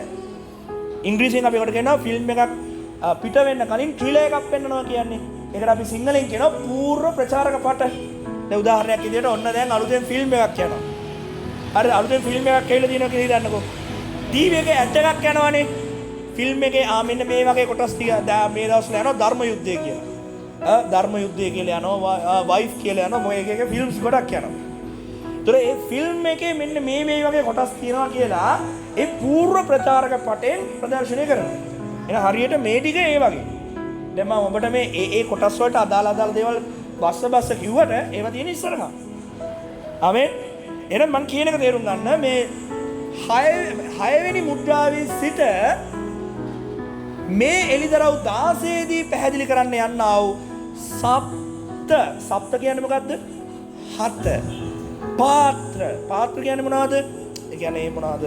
පිගන් වගේ අර වාජන සප්ත පාත්‍ර පීඩාවල්. ඒ කියන්නේ සප්ත පාත්‍ර කියන්නේ පීඩා. ඒ කියන්නේ කුසලාන කියන්නේ ඕප්පනේ. ලෝකයේ පිටට දෙවියන් වහන්සේ උදහස. ඒ කියන්නේ නිකන් ආ හිතන්න උදහස කියන්නේ නිකන් ලෝදිය වගේ කියලා හිතන්නකෝ. ඒ ලෝදිය වගේ උදහස දෙවියන් වහන්සේගේ යේසුගේ උදහස පොළොව පිටට පැටිලා ඉන්න යනවා. ඒක කොටස් 7කින් පෙන්නනවා. ඒ කියන්නේ වාදන 7ක්. තේරුණානේ? අනේ ඒ වෙලාවේ වෙන දේවල් තමයි මේ 6 වෙනි මුද්‍රාවෙන් පෙන්වන්න යන්නේ. ඉතින් ඒ කුසලාන 7 මොකද්ද කියලා එළිදරව් 16 දී අපි බලමු. මම හිතන්නේ තව කොටස් 6ක් විතර ගියාට පස්සේ අපි එතනට එයි. නේ ඒ කියන්නේ එළිදරව් පොත එච්චර ලේසි නෑ. සමහරවිට ඒක ඉගෙන ගන්න කලින් යේසුස් වහන්සේ ඇවිල්ලා අපි අරන් ගිහිල්ලා දීද්දන්නේ. එහෙම වුණොත් ස්වර්ගීයදම් බලමු. හරිද? හරි. ඉතින් අපිට තේරෙනවද මම කියන කතාව? ඒ නිසා ඔන්න සත්‍රපාත්‍ය කියන්නේ මේ 6 වෙනි මුද්‍රාව සමානයි එළිදරව් 16 දී මම උගන්වන්න નિયમિત සත්‍රපාත්‍ර ඒ කියන්නේ කුසල උදාසේ කුසලාන 7 ඒ කියන්නේ විග්‍රහාත්මකව ඒක එළිදරව් 16 දී පැහැදිලි කරන්න નિયમિતයි. ආමෙන්. හාලෙලූයා. හරි දැන් මම මෙතන තියෙන ටික පැහැදිලි කරන්නම්ක ඔක්කොටම කලින් අතන ටික. මෙන්න අපි 6 වෙනි මුද්‍රාවේදී කියනවා 7 වෙනි මුද්‍රාව 6 වෙනි මුද්‍රාව කැඩුව කල මහත් වූ කම්පාවක් විය. සූර්යා කේශ කලම්බයක් මෙන් කළු විය. කේශ කියන්නේ මොකද්ද? කොණ්ඩය. කලම්බය කියන්නේ කොණ්ඩ කලබ. හරිද? කොණ්ඩ මොන පාටද? කළුයි. ඉර මොන පාටද? දිස්නේ ගහනවා නේ. පැහැදිලිනේ. එතකොට ඉර කළු වෙනවා කියන්නේ මොකද්ද? ඉරේ ආලෝකයක් නැති වෙලා යනවා. ඔබ මේ වෙනකොටත් දන්නවා සූර්යාගේ ඔබ පොඩක් හොයලා බලන්න. දැන් තියෙනවනේ chat gtp අරව මේවා කියලා තියෙනවනේ. මම මේ කියන ඒවා නිකන් පිළිගන්න එපා. ඔබ පොඩ්ඩක් බලන්න. සූර්යාගේ මේ වෙනකොටත් කළු කොහරයක් තියෙනවා. ඔබ ඕනනම් බලන්න. ඔබ ගෙදර ගිහිල්ලා ඉන්ටර්නෙට් ගිහිල්ලා බලන්න. දැන් සිංහලෙන් ගහුවොත් එනවනේ ඉංග්‍රීසි ඕනේ නෑ. ඕනනම් ඔයාලා බලන්න මේ black mark of the sun කියලා ගහලා බලන්න. ඉරේ චූටි කළු කොහරයක් තියෙනවා. ඔය කළු කොහරය කියන්නේ ඒක ස්කන්ධ ඇතුළට ඇදලා ගැනීමක්. මේ විද්‍යාවෙන් පැහැදිලි කරනවා. දැන් ඔක හැබැයි විද්‍යාවෙන් නම් කියන්නේ ඔක තව බිලියන ගාණකින් තමයි වෙන්නේ කියලා. ඒ කියන්නේ මිනිස්සුන්ට තව බිලියන ගාණක් අවුරුදු තියෙනවා. කිතුන විදිය අපි දන්නවා මේක බිලියන ගාණක් කියන්න විදියකුත් නැහැ. තව ටික දවසක්කින් ඕක වෙයි. කියන්නේ මේ කළු කොහරේ දැනටමත් ඇවිල්ලා. ඉර කළු වෙන. ඒ කියන්නේ මේ කළු කොහරේ ඇතුළට ස්කන්ධ සියල්ල ඇදලා ගන්නවා. හැබැයි එතනින් එහාට මොකද්ද වෙන්නේ කියලා කවුරුත් තාම දන්නේ නැහැ. ඒ කියන්නේ මම මෙහෙම කියන්නම්කෝ. මෙතන පොඩක් මෙහෙම පැච් එකක් තියෙනවා කියලා හිතන්නකෝ. මේකෙන් එහාට මම මේ කොළ කෑල්ල යවනවා. ඒත් මෙතනින් එහාට කොළ කෑල්ල මතුවෙන්නේ නැහැ. මම කියනක තේරෙනවා මෙහෙම රවුමක් තියෙනවා නම් මේකෙන් ඇතුළට මම මේ පෑනක් හරි මොකක් හරි එකක් වට්ටනවා කියන්නකෝ. වට්ටනවා හැබැයි මෙතනින් පල්ලහැට ඒක නැහැ. එතකොට ඒක කොහෙටද ගියේ? අදටත් විද්‍යාව ඒක දන්නේ නැහැ. කියන්නේ ඒක කාලයේ හිස්තැන. අපි දන්නවා ඒ හිස්තැන සියලුම දෙවියන් වහන්සේ. ආමෙන්. විද්‍යාව අදටත් කියන්නේ එතනින් කළු කුහරෙන් ඇතුළට උනා ගියාම ඒ කළු කුහරය තුලට ඇදලා ගන්න ඕනෑම ග්‍රහලෝක වස්තුවක් විනාශ වෙනවා. හැබැයි විනාශ වෙලා ඒකේ කුඩුවත් ඒකේ කෑලිවත් කොහෙද යන්නේ කියලා දන්නේ නැහැ. පැච් එකක් ඒක. මම කියන එක තේරෙනවද? මම මේ කියන එක විද්‍යාව ගැන දන්න දැන් මේක සමහරවිට YouTube එකේ අහන කට්ටියත් ඇතිනේ. ඇත්තද බොරුද කියලා බලන්න. දැන් මම විද්‍යාව ගුරුවරයෙක් නෙමෙයි මම ආර්ථික විද්‍යාව ගුරුවරයෙක්. හැබැයි ඔබට දැනුම තියෙනවා දෙයක් කියවලා තේරුම් ගන්න. දැන් අද බලවට සිංහලට chat gtp හැම ගහලා බලන්න පුළුවන්. එතන මේ කියන කතාව හොඳට හොයලා බලන්න. ස්කන්ධ ඒ කියන්නේ මේ විද්‍යාවෙන් කියන්නේ කළු කුහරය පෘථුවිය මිලියන ගානකින් ඇතුළට ඇදලා ගන්නවා. ඒ කියන්නේ අපේ සෞරග්‍රහ මණ්ඩලයේ කේන්ද්‍රය සූර්යානේ. එහෙනම් සෞරග්‍රහ මණ්ඩලයේ වටේ තිබෙනා ග්‍රහලෝක වස්තුන් ඔය කළු කුහරය විශාල වෙන්න අර කළු කුහරය තුලට ඇදලා. ඒ කියන්නේ අවට තියෙන ශක්තියින් ධාරිතා ස්කන්ධ සියල්ල අරක තුලට ඇදලා ගන්න. හරියට මේක කාන්දමක් වගේ. මම කියන එක තේරුණාද දන්නේ නැහැ. ඒ කියන්නේ කළු කුහරය කියන්නේ කාන්දමක්. වටේ තියෙනවා ඒක ඇස්සට ඇදලා ගන්නවා. හැබැයි එතනින් එහාට ඒක මොකක් වෙනවද කියලා දන්නේ නැහැ. ඇදලා ගන්න ගෙඩි පිටින් නෙවෙයි කෑල්ල කඩ. හරිද?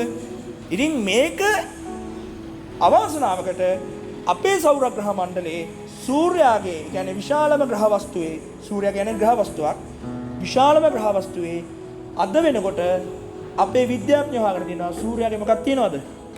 කළු කුහරයක් තියෙනවා. ඔබට ඉර දිහා කෙලින්ම බලන්න බෑනේ. හැබැයි ඉර බලන්න පුළුවන් විදි ටිකක් තියෙනවා. යම් ආවරණ ටිකක් දාලා ඔබ ඒක නිරීක්ෂණය කරොත් ඔබට පෙනේවි කළු කුහරය සූර්යය. මම ඔබට ඕනනම් කාට හරි පුළුවන් නම් සර්ච් ඩිරෙක්ෂන් එකට පුළුවන් නම් සර්ච් කරන්න black mark of the sun කියලා එකක් සර්ච් කරන්න.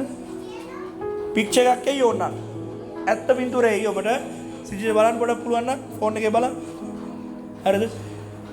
එතකොට එහෙම එකක් ඕනනම් එතකොට ඔබට මම මේ කියන්නේ බොරුද ඇත්තද? හැබැයි මම කියන්නේ නෑ මේ සූර්යයා කළු වෙනවා කියන්නේ ඒ කළු කොහරයම විශාල වෙනවා කියන එකම නෙවෙයි. හරිද? මම දන්නේ නැහැ ඒක වෙන්නේ කොහොමද කියලා. නමුත් මම විශ්වාස කරනවා බොහෝ විට ඔය කළු කොහරය කියන්නේ ඉර එළිය දෙන්නේ නැහැ කියන එක අපිට විහිළුවක්නේ. හැබැයි ඔබට ඔන්න දැන් විද්‍යාවෙන් පෙන්නනවා සූර්යාගේ එළිය මොකක් වෙනවද? අඩු වෙලා. ඒ කියන්නේ සූර්යාගෙන් ඔයදී අන්න තියෙනවා. බලන්න. අන්න තියෙනවා. පොඩක් දෙන්න ඉදිරියට එන්න. මම මේ කිව්වේ බොරුද කියලා දැන් ඔබට පේනවා. ඔය සත්‍ය රූපයක්. ඔව්. මේකේ ඔබට මේනවානේ. මම මේක ඔන්න YouTube එකේ පෙන්නන අවස්ථාවේදී මම මේක ඒ පිරේ ඩිස් කරන්න YouTube එකේ වීඩියෝ එකට ඩිස් කරන්න. එහෙනම් මම මේ කියන කිසිම දෙයක් සත්‍ය නොවන සාධක නෙවෙයි. මම මේ කියන දේවල් බයිබලය සහ විද්‍යාව අරගෙන යනවා. එතකොට මේක එළිදරව් පොතේ විතරද කිව්වේ. අපි වඩා යමු ඔහොමම මතෙව් 24:29ට. මතෙව් 24:29. මතෙව් 24:29. මතෙව් 24:29. මමම කියවන්නම් කාලය ඉතිරි කරගන්න ඕන නිසා. තවද ඒ දවස්වල පීඩා පසු වූ කෙනෙහිම ඉර අඳුරවන්නේය. සඳ එහි එළිය නොදෙන්නේය. තාරකාව අහසෙන් වැටෙන්නෝය. අහසේ බල පරාක්‍රමද සොලවන්නේය. ආමේන්. කවුද මේක කිව්වේ? මේක කිව්වේ යේසුස් වහන්සේ. 24:29. ඔය ලියා ගන්න. එහෙනම් එළිදරව් පොතේ 6 වෙනි මුද්‍රාව තමයි මතෙව් 26:29. ආමේන්. ඔය බයිබලෙම ලියා ගන්න බය වෙන්න එපා. මතෙව් 24:29 කියන්නේ එළිදරව් 6 වෙනි මුද්‍රාව. ආමේන්. මේ කිව්වේ යේසුස් වහන්සේ. ඔබට යොහාන් කියන එක මේ අවුල් නම් ඔන්න යේසුස් වහන්සේ කිව්වා. පැහැදිලිද? තව පැහැදිලි කරන්නද? අපි තව පැහැදිලි කරමු. දැන් මේව ඔබ අහලා තිබ්බනේ කලින්. මේව අහලා තිබ්බනේ. හැබැයි අපිලිවලටනේ. දැන් සීන් එක ලස්සනට point by point එන්නේ නේ. එහෙනම් දැන් ඔබ ඔහොමම යන්න හග්ගයි 2:6. හග්ගයි පරණ කිව්සුමේ. අන්තිම පොට්ටි කෑස්ස ඇත්තේ. හග්ගයි 2:6. මම කියන්න ඔබ ලියාගන්න ඔබට පෙරලන්න වෙලාව යනවා නම් ඔබ ලියාගෙන ගෙදර ගිහින් බලන්න. හග්ගයි 2:6 මෙහෙම කියනවා. ස්වාමීන් වහන්සේ මෙසේ කියනසේ කවුද? මේ කියන්නේ දෙවියන් වහන්සේ. කියන්නේ ඔබ දන්නවා යේසුස් කියන්නේ දෙවියන් වහන්සේ කියනෙත් එක්කම නාම තමයි. මෙන්න මෙහෙම කියනවා මොකද්ද? මම ටික කලකින් තව වරක් අහස සහ පොළවද මුහුද සහ මුහුද සහ ගොඩත් සොලවන්නෙමි. සියලු ජාතින් සොලවන්නෙමි. සියලු ජාතින් ආශාවන්නාදේ දේද පැමිණෙන්නේය. ආමෙන්. හග්ගයි 2:6. අහස සොලවන්ට යනවා. ආමෙන්. ඔහොම මෙන්න 2 පේතුස් 2:19. 2 පේතුස් 2:19. මම ඔබට හැම වතින්ම බයිබල් පදවලින් තහවුරු කරනවා. 2 පේතුස්. ආමෙන්. 2 පේතුස් එළිදරව් පොත ආසන්නයේම තියෙන්නේ. 2 පේතුස් 2:19. මෙන්න මෙහෙම කියනවා.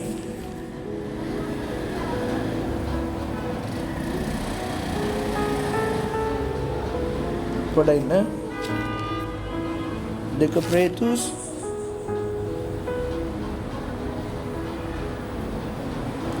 2 පේතුස් නේ 1 පේතුස් ඇවිල්ලා බලන්න.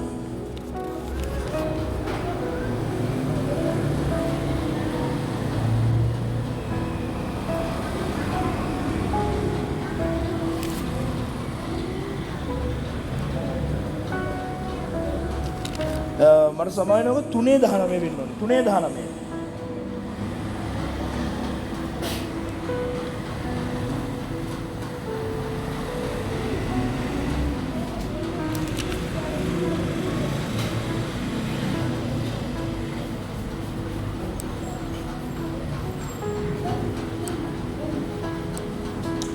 හරි සමාන 2:19 තමයි. හරි පදේ හම්බුණා. ඔව්. එහෙම කියන්නේ මග්නිසාර යමෙක් දෙවියන් වහන්සේගේ කෙරෙහි හෘද සාක්ෂිය නිසා අයුතු ලෙස පීඩා විඳින් නම් දුක් ඉවසන්නේ නම් ඒක ප්‍රශංසනීය දෙයක්ය. ආමෙන්. දැන් මේ කාලය තුලදී මිනිස්සු පීඩා විඳින්නේ දෙවියන් වහන්සේ නිසා. ඒ කියන්නේ මේ කියන්නේ මේ දෙවියන් වහන්සේ උදහස ගැන නෙවෙයි. ඒ කියන්නේ මේ ලෝකයේ මිනිස්සු ගැන නෙවෙයි. නමුත් අර විරුද්ධ ක්‍රිස්තුස්ගේ පාලනයෙන් කවුරු හරි කෙනෙක් පීඩා විඳ නම් ඒක මොකද්ද? ප්‍රශංසනීය. මොකද වුන්ට සුදු සාරුවක් දුන්නා කියලා මම කිව්වා නේද? මොකද දෙවියන් වහන්සේ වුන් කෙරෙහි ප්‍රසන්න. ඒ කියන්නේ ලෝකයේ මිනිස්සු මේ කාලේදී දුක් විඳින එක ඔවුන්ට සදාකාලික විනාශයට හේතුවක්. හැබැයි අර විරුද්ධ ක්‍රිස්තුස්ට විරුද්ධව දුක් විඳින කට්ටිය ඉන්නව නේද? ඔවුන්ට මොකද්ද? ටික දවසක දුක. හැබැයි දෙවියන් වහන්සේ ඔවුන්ව ඒ පීඩාවෙන් ඈත් කරලා ස්වර්ග ස්ථානයට ගන්න ලබනවා. ආමෙන්. හාලෙලූයා. අපි ඔහොම මේනද අපට පැහැදිලි. ඔබ ගෙදර ගිහිල්ලා කියවන්න යෝවෙල් 2:30-31ත් ඔය හා සමාන පරිච්ඡේදයක්. ඒ කියන්නේ ඉර අඳුර වෙන එකට කියන තමයි යෝවෙල් 2:30-31. හරි. දැන් හොඳට අහගන්න. දැන් ඔබ මහත් පුදුම වෙන දෙයක් මම පෙන්වන්න යනවා. මට මතක විදිහට මම ඔබට පෙන්නුවා මම දන්නේ එලිදරව් දෙවෙනි කොටසේදී.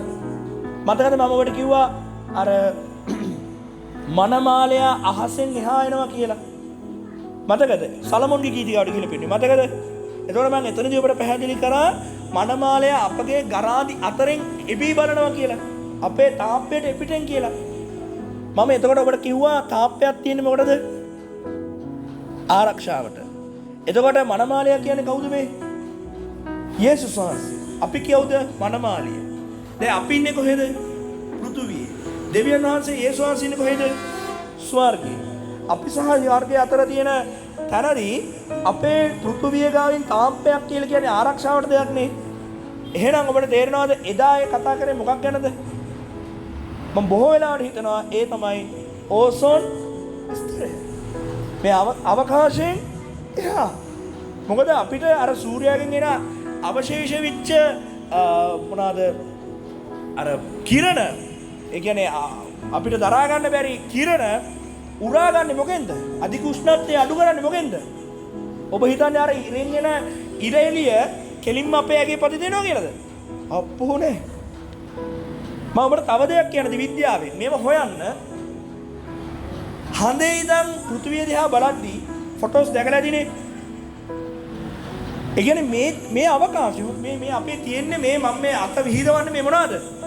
අවකාශය. උඩ බැලුවම මේ තියෙන්නේ මොකද්ද? අවකාශය. හැබැයි හඳටත් ඉර පේනවා. හඳට ඉර පේනවා. හඳට ඉර පේන නිසා තමයි හඳ අපිට පේන්නේ. හඳට ඉර පෙරුනේ නැත්නම් මොකද්ද වෙන්නේ? අපිට හඳ පේන්නේ නැහැ. මොකද හඳට ආලෝකය එන්නේ කාගෙන්ද? ඉරෙන්. හැබැයි ඔබ ඉරට අපි හඳට ගිහිල්ලා නැහැ. නමුත් අපි හඳේ ඉඳන් ෆොටෝ දැකලා තියෙනවානේ. හඳේ ඉඳන් ඉර දිහායි පෘථිවිය දිහායි බැලුවම අහස මොන පාටයිද? නිල් පාටයිද? අහස ඉඳන් හඳේ ඉඳන් පෘථිවිය දිහා බලපු ෆොටෝ වල ඔබ දැකලා තියෙන්නේ අහස නිල් පාටයි කියලාද? කළු පාටයි. මම ඔබට දෙයක් කියන්නද? මුළු විශ්වයේම පොළොවේ සිට, ඒ කියන්නේ පොළොව කියන්නේ මුළු විශ්වයේම ඕනිම ග්‍රහ වස්තුවක උඩ ඉඳගෙන උඩ බලද්දී නිල් පාටට පේන එකම ග්‍රහ වස්තුව පෘථුවිය විතරයි. එතකොට ඔබ හිතාගෙන ඉන්නේ මේ අභ්‍යවකාශය නිල් කියලා. නෑ. අභ්‍යවකාශය නිල් පාට නෙවෙයි. මොන පාටයිද? අවර්ණයි. ඒක කළුයි. ඔබ අභ්‍යවකාශය ඉඳන් ඉර බලද්දී නිල් පාටකට කහ පාට ගුලියක් නෙවෙයි පේන්නේ. කළු පාටට කහ පාට ගුලියක්. එහෙනම් ඇයි පෘථුවියේ විතරක් නිල් පාටක් වෙන්නේ? පෘථුවියේ වායු ගෝලයක් සමන්විතයි. ආමෙන්. දැක්කද වෙනසක මැවීම? මුළු විශ්වයේම වායු ගෝලයකින් සමන්විත, ඕසෝන් ස්තරයකින් සමන්විත එකම තැන පෘථුවිය විතරයි. ඒතර කවුරු හරි කියනවද මේව ඉබේ හටගත්තා කියලා? ඒ කියන්නේ ජීවයක් ඇති වෙන්න ඕනේ සියලුම විදිහේ ව්‍යුහාත්මක පිළිවෙලක් තියෙනවා. මේවා ඉබේ හටගත්තා වෙන්න බෑ. මේවට නිර්මාණකරුවෙක් සිටිය යුතුමයි. එනිසා මම දෙවියන් වහන්සේ විශ්වාස කරන්නේ. ආමේන්. අපිට දෙවියන් වහන්සේ ගැන පෞද්ගලික අත්දැකීමකුත් තියෙනවා. එහෙම පෞද්ගලික අත්දැකීමක් නැති එකෙක්ට උනත් මොලයක් තියෙන්න ඕනේ. සියල්ල හරි පිළිවෙලට සියුම්ම වෙනකොට ඇයි එහෙම උනේ? මොකද දෙවියන් වහන්සේ මෙවුන් කරු. ආමේන්. හලෙලූයා. ඔබ මේ දැනුම දැනගත්තද තේරුණාද? ලෝකයේ අහස නිල් පාටට පේන එකම තැන විශ්වයේම පෘථුවිය. ඒකට හේතුව මොකද්ද? ඒකට හේතුව තමයි අපිට තියෙන ඕසෝන් ස්තරයක්, අපිට තියෙනවා වායු ගෝලයක්. ආමෙන්. ඒක ඔබට ඔප්පු වෙනවා. ඔබ ටීවී වල ඔබ රූප සටහන් වල දැකලා තියෙනවා සඳ ඉඳන් අහස බලද්දී කළු පාට. ආමෙන්. හලෙලූයා. එහෙනම් ඔබට තේරෙනවා මෙන්න මේකේ කතාව. මෙන්න මේ දැන් මම කියන්නේ එක හොදට අහගන්න. 13 අත්තිකා ගසක් තද සුලගින් සෙලවි එහි අකාල ඵල වැටෙන්නක් මෙන් අහසේ තාරකා පොළොව පිට වැටුනේය. අකුණන ලද පොතක් මෙන් අහස පහ කරන ලද්දේය.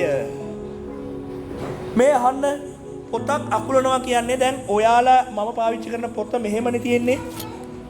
අපි අරින පොත මෙහෙමනේ තියෙන්නේ නේ. හැබැයි මේ එලිදරව් පොත ලියන කාලේ පොත් කියලා කියන්නේ මොකද්ද? අර උඩිනුයි පල්ලහැනුයි ලී දෙකක් දාලා රෝල් කරන පොත්. මම කියන එක තේරුණාද? ඕගොල්ලෝ අර දැන් සාමාන්‍යයෙන් කියන්නේ අර කේන්දර කොපි. තේරුණාද? අන්න ඒ වගේ තමයි අකුලන්නේ. එහෙනම් පොතක් අකුලනවා කියද්දී ආ හිතන්න බෑ මේ පොත වහනවා කියන එක. එදා පොත මොකද්ද? එදා පොත් මම කියන එක පැහැදිලිද? එදා පොත් කියලා කියන්නේ උඩින් පටියක් දාලා යටින් පොතක් දාලා රෝල් කරනවා. පැහැදිලිද? එන රෝල් කරනවා වගේ මේ අහස රෝල් කරනවා. ඒතර අහස කියලා කියද්දී අහස රෝල් කරනවා කියද්දී ඔබ බලයි මොකද්ද මේ අහස රෝල්?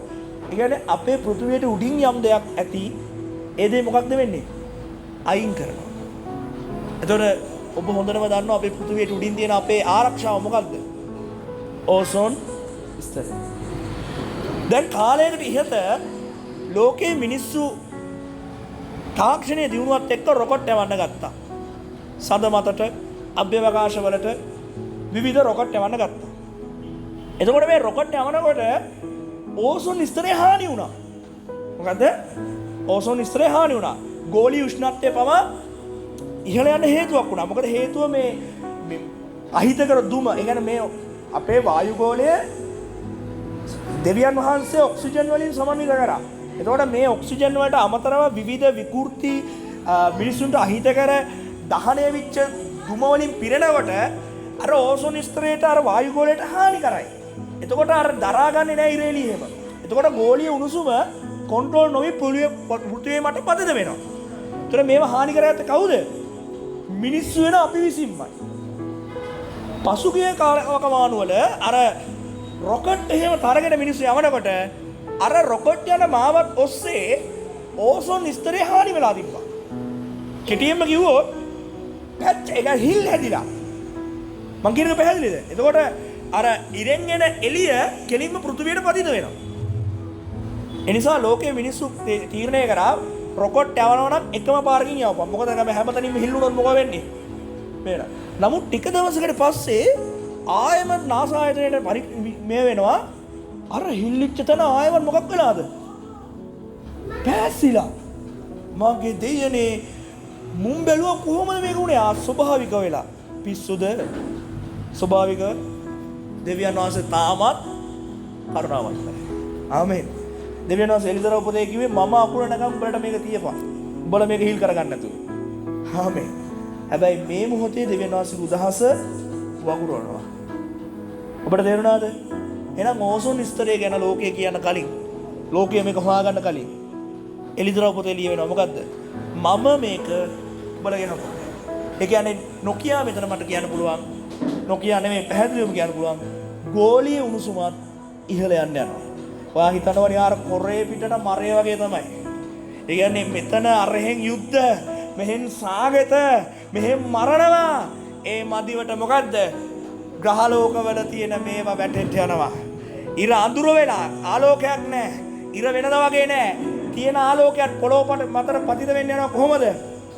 අනාරක්ෂිත ආරක්ෂාවකින් තොරව. ආමෙන්. මේක දරා ගන්න බැරි තැන මිනිස්සු මොකද කියන්නේ? රජවරු බය වෙනවා.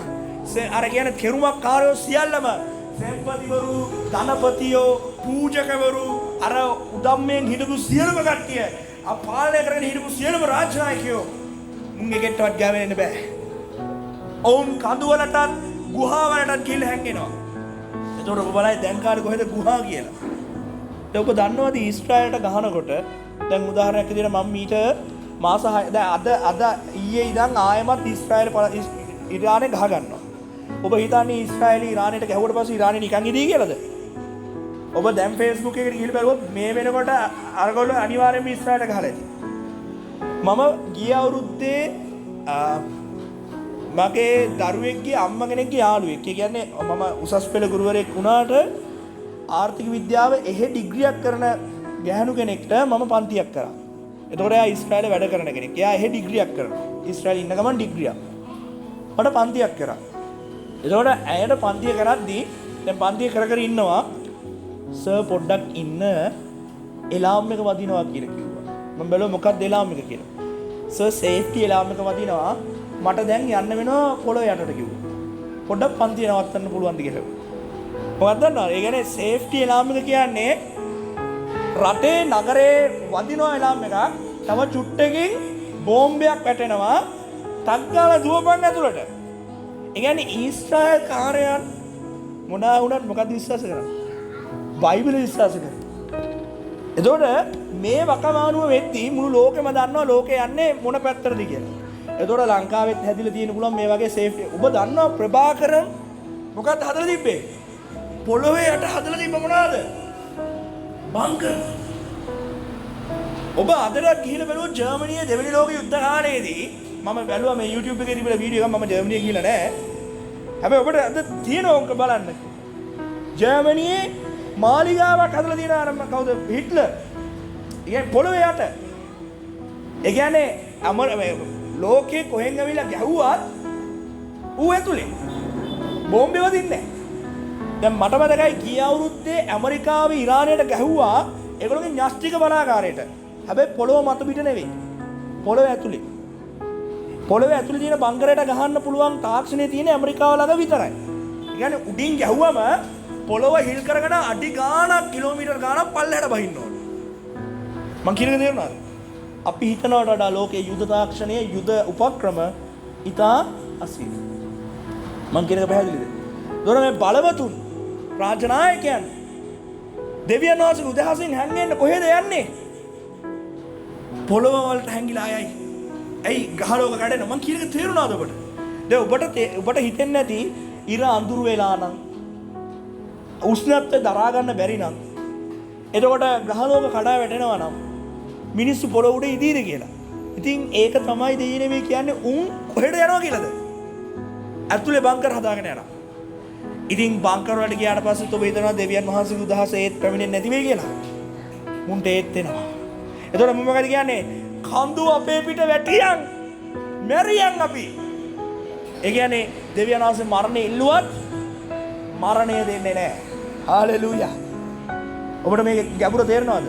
දැන් අපි ඉන්නේ එළිදරව් පොතේ අර මුල් දවස් වලට වඩා හරි භයානකයි මේ ටික. අපි මුල් ටික හරි ලස්සනටනේ ස්වර්ගයේ ගීතිකා කියනවා වැඩිමහල්ලන් ඇවිල්ලා දෙවියන් වහන්සේට මහිමේ දෙනවා. තේරුණා? හැබැයි දැන් තමයි හොඳම හරි අපි ඉන්නේ. හාලෙලූයා. ඒ කියන්නේ අහස හකුලන ලද්දවා. ආමෙන්. එතකොට මම මෙතන තවත් පැත්තක් පෙන්වන්නම්. මෙතන පෙන්නවා කඳු ඊට පස්සේ පෙන්නනවා අහස හකුලලා ගිහිල්ලා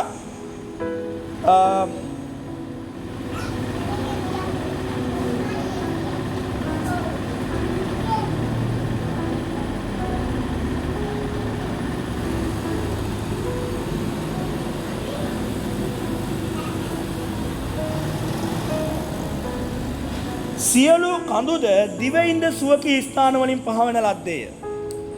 ඒ කියන්නේ සියලු කඳු සහ දිවයින්. දැන් මේක කියවනකොට මට මුල්ම අවස්ථාවේ ආව හැකීම තමයි ගොඩක් වෙලාවට ගොඩාක් බයිබල් දේශකවරුනුත් මේක මෙහෙම කියනවා. මමත් මුලින්ම එහෙම හිතුවා.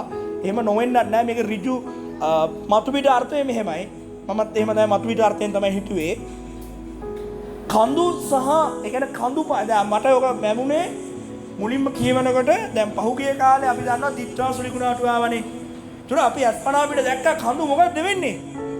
කැලණියක නේනවා. පැහැදිලිද? එතකොට ඔබ දන්නවා තව වෙලාවකට ලෝකයේ කියන ගෝලීය උෂ්ණත්වය වැඩි වෙනකොට අයිස් කඳු දිය වෙනවා. ඊට පස්සේ දූපත් මොනවා වෙනවද? යට වෙනවා. පැහැදිලිවම මේ මාලදිවයිනේ යට වෙන්නේ. එතකොට දූපතක් ඇදී ඔබ හිතන්නේ ලංකාව මොකද්ද? දිවෙන සියලු දිවයින් අපි මොනවද වෙන්නේ? මේව ගහන්නේ. ඒතර මතු පිට අර්ථයෙන් අපිට පැහැදිලිවම කියන්න පුළුවන් මේ දේවල් එකිනෙක පෙළ ගැස්සුවම ගෝලීය උණුසුම ඉහළ යනවා. කඳු අනිවාර්යයෙන්ම අපි දන්නවා අපි හිතනවා කවදාවත් මේ කන්ද වැටෙන්නේ නැති වෙයි කියලා. අපේ ඇස් දෙකට දැක්ක දෙයනේ මොකද්ද පහුගිය දවස්වල විච්ච දේවල්. ඒතර ඔබ හිතන්නේ එහෙම වෙන්න බෑ කියලාද? එතකොට එදා විච්ච නැති ඒවා අද වෙනවනම් මේ එන්න පෙළ ගහන්නේ මොකටද? දැන් ඔබ හිතනවා තවත් දුර ඇති කියලා මේ අවසාන කාලේ. එතකොට ඔබ හිතන්නේ එදා දික්කා කුණාටුව වෙලාවේ වැටිච්ච කඳු එහෙමනම් ඊළඟට මෙදා වැටෙන්න යන කඳු කොහොම වෙයිද? එවරස්ට් වැටේවි. මේ තියෙන වැඩිහිටි කන්ද සිරිපාදේ ඔය කියන මේවා කඳු නේද? ඒව මොනවා වීද? බලන්න. ඒක මතු පිට අර්ථය. නමුත් මේකේ අපි අතුලාන්තගත අර්ථයට යද්දී බයිබලයේ බොහෝ තැන්වල කඳු කියලා අපි කියනවා රජවරු, බලාධිකාරී. ඊට පස්සේ දිවයින් කියන්නේ ජනපද. අපි ජනපද හදාගෙන ඉන්නවනේ එක්සත් රාජධානිය, යුනයිටඩ් නේෂන් එකේ අපේ මොකද යුනයිටඩ් කින්ග්ඩම්, ඒ කියන්නේ යුනයිටඩ් කින්ග්ඩම් එක තියෙනවා. ඊට පස්සේ යුනයිටඩ් ස්ටේට් තියෙනවා. සිංහලෙන් කිව්වොත් ඇමරිකා එක්සත් ජනපදය, එක්සත් රාජධානිය, එක්සත් අරාබිය එමීර්, එක්සත් චීන සමූහ ආණ්ඩුව, බලධාරීන්, ජනපද. අපි සිංහ අපි ආසියාතික ජනපදය. මෙහෙම ජනපද නෑ. ඔක්කොම උන් එකට වැටිලා තමයි මේ ඔක්කොම පීඩාව විඳින්නේ. එහෙනම් රජවරු, බලාධිකාරීන් සහ දිවයින කියන්නේ මොකද්ද? ජනපදයක්. හරිද? භූකම්පන කියන්නේ දෙවියන් වහන්සේගේ විනිශ්චය. පැහැදිලිද? ඉතින් මේකේ ගැඹුරු අර්ථයක් අතුලාන්ත තියෙනවා. මේ මොහොතේදී ස්වභාවික වශයෙන් මතුපිට අර්ථයෙන් අරග ගන්නවා වගේම මොකද්ද? කඳු බිඳ වැටෙනවා, දිවයින් යට වෙනවා. ඒ කියන්නේ දැන් මම 100% මට කියන්න බෑ මේ දූපත් ටික යට වෙලා යයිද? එහෙම වෙන්න පුළුවන්. තේරුණාද? එහෙනම් මෙතන අර්ථය තමයි ජනපදයන් වියුල් වෙලා දෙවියන් වහන්සේගේ මිනිස්සියට යට වෙන්න යනවා. ආමෙන්. හාලෙලූයා. හාලෙලූයා. එතකොට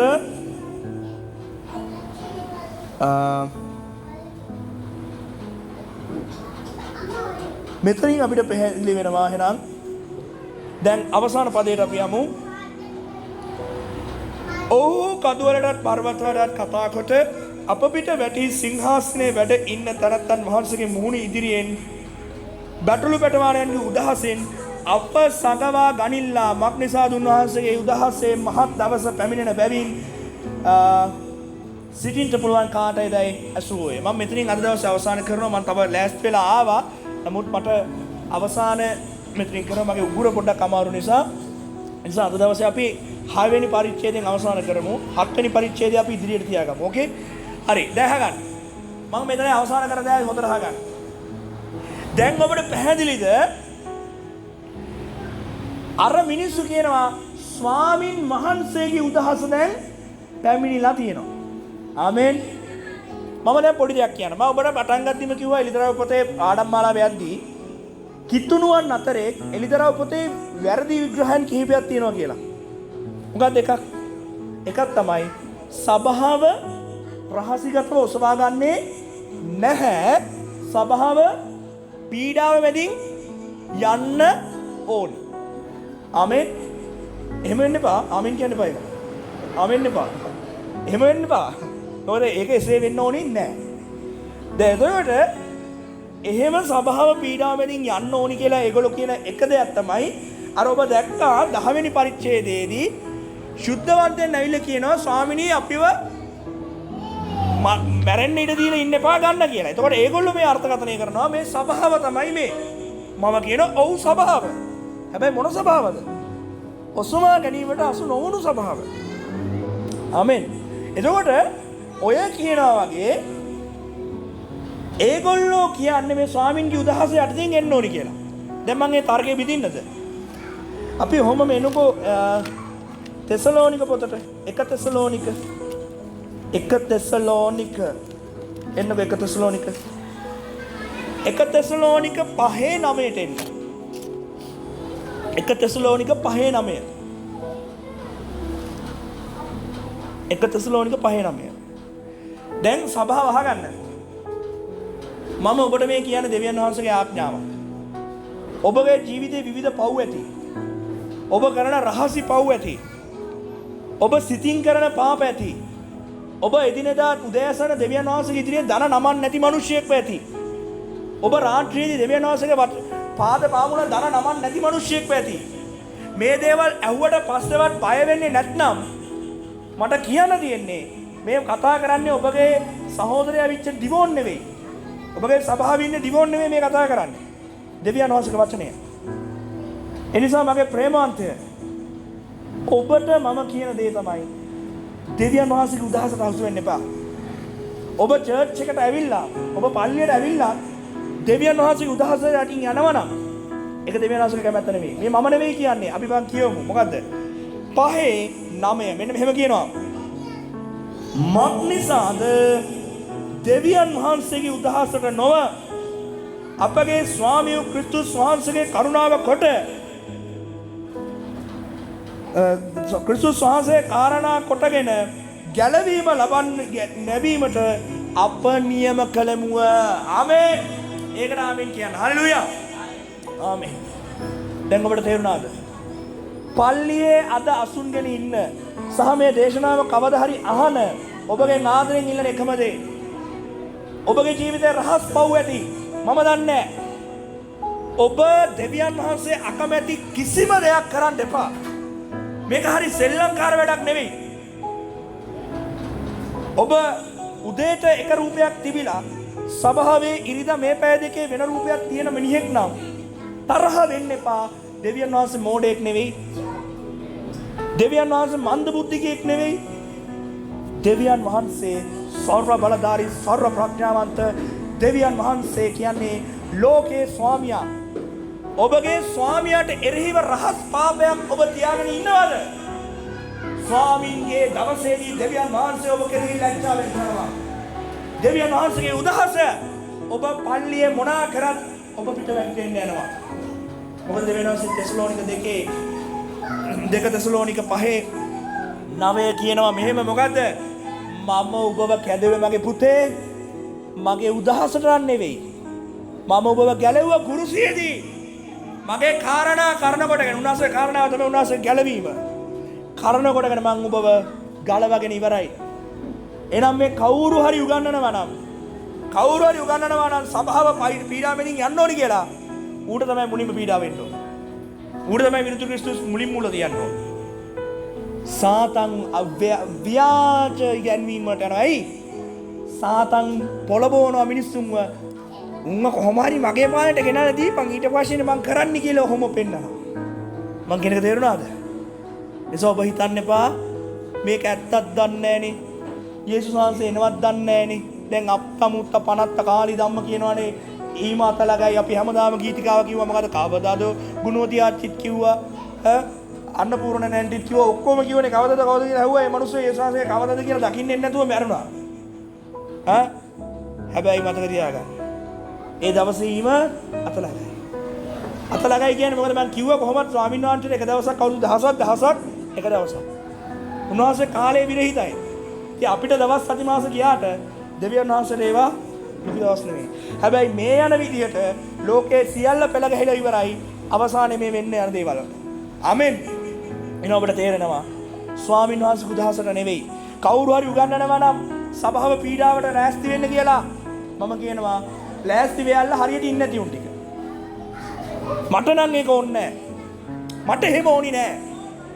මට මේ උගුරගමාරුව හැදිලා මේක දරා ගන්න බැරුව ඉන්නවා මේ රැට කෙදිරිගක. ඔබ හිතන්නකෝ අර වගේ වසංගත මේවා ඔක්කොම තියාගෙන දරාගෙන ඉන්න පුළුවන්ද? මට මේ උගුර රිදෙනවා මේ ටිකත් මේව කරලා. ස්වාමීන් වහන්සේ ප්‍රශංසාව වේවා මං හිතුවේ මෙහෙම දේශනා කරන්න බැරි වෙයි කියලා. දැන් පැයක් විතර දේශනා කරනවා. ආමෙන්. උනාසේ ඉදිරි ඇදහිල්ලෙන් දෙයක් කරොත් උනාසේ ඒකට ඉඩ දෙනවා. මට මෙහෙම ඊයේ දවසේ මට පන්ති කරන්න බැරි වුණා. මං ඊයේ සෙනසුරාදා පන්ති කරා. පන්ති කරන්න බෑ මගේ උගුර හිරයි. හැබැයි අද දවසේ ලස්සනට දේශනා කරනවා. හලෙලූයා. ඒ තමයි දෙවියන් වහන්සේ කරුණාව. කොහොමම 1 තෙසලෝනික කියවන්න 1 තෙසලෝනික 1:10 අපි යම පිටු දෙකක් පස්සට එන්න. මෙන්න මෙහෙම තියෙනවා මම කියවන්නම්. පැමිණෙන උදහසින් අප ගලවන්නා වූ තමාගේ පුත්‍ර වූ යේසුස් වහන්සේ ස්වර්ගයෙන් එනවා බලා සිටින පිණිසද නුඹලා දේවතා රූප කෙරෙන් දෙවියන් වහන්සේ වෙතට හැරෙන්න පටන් හැරෙන හැටියටත් ඔහු දන්වා සිටිති. දැන් අහගන්න. පැමිණෙන උදහසෙන් කවුද අපිව ගලවන්නේ? යේසුස් වහන්සේ. ආමේන්. හලෙලූයා.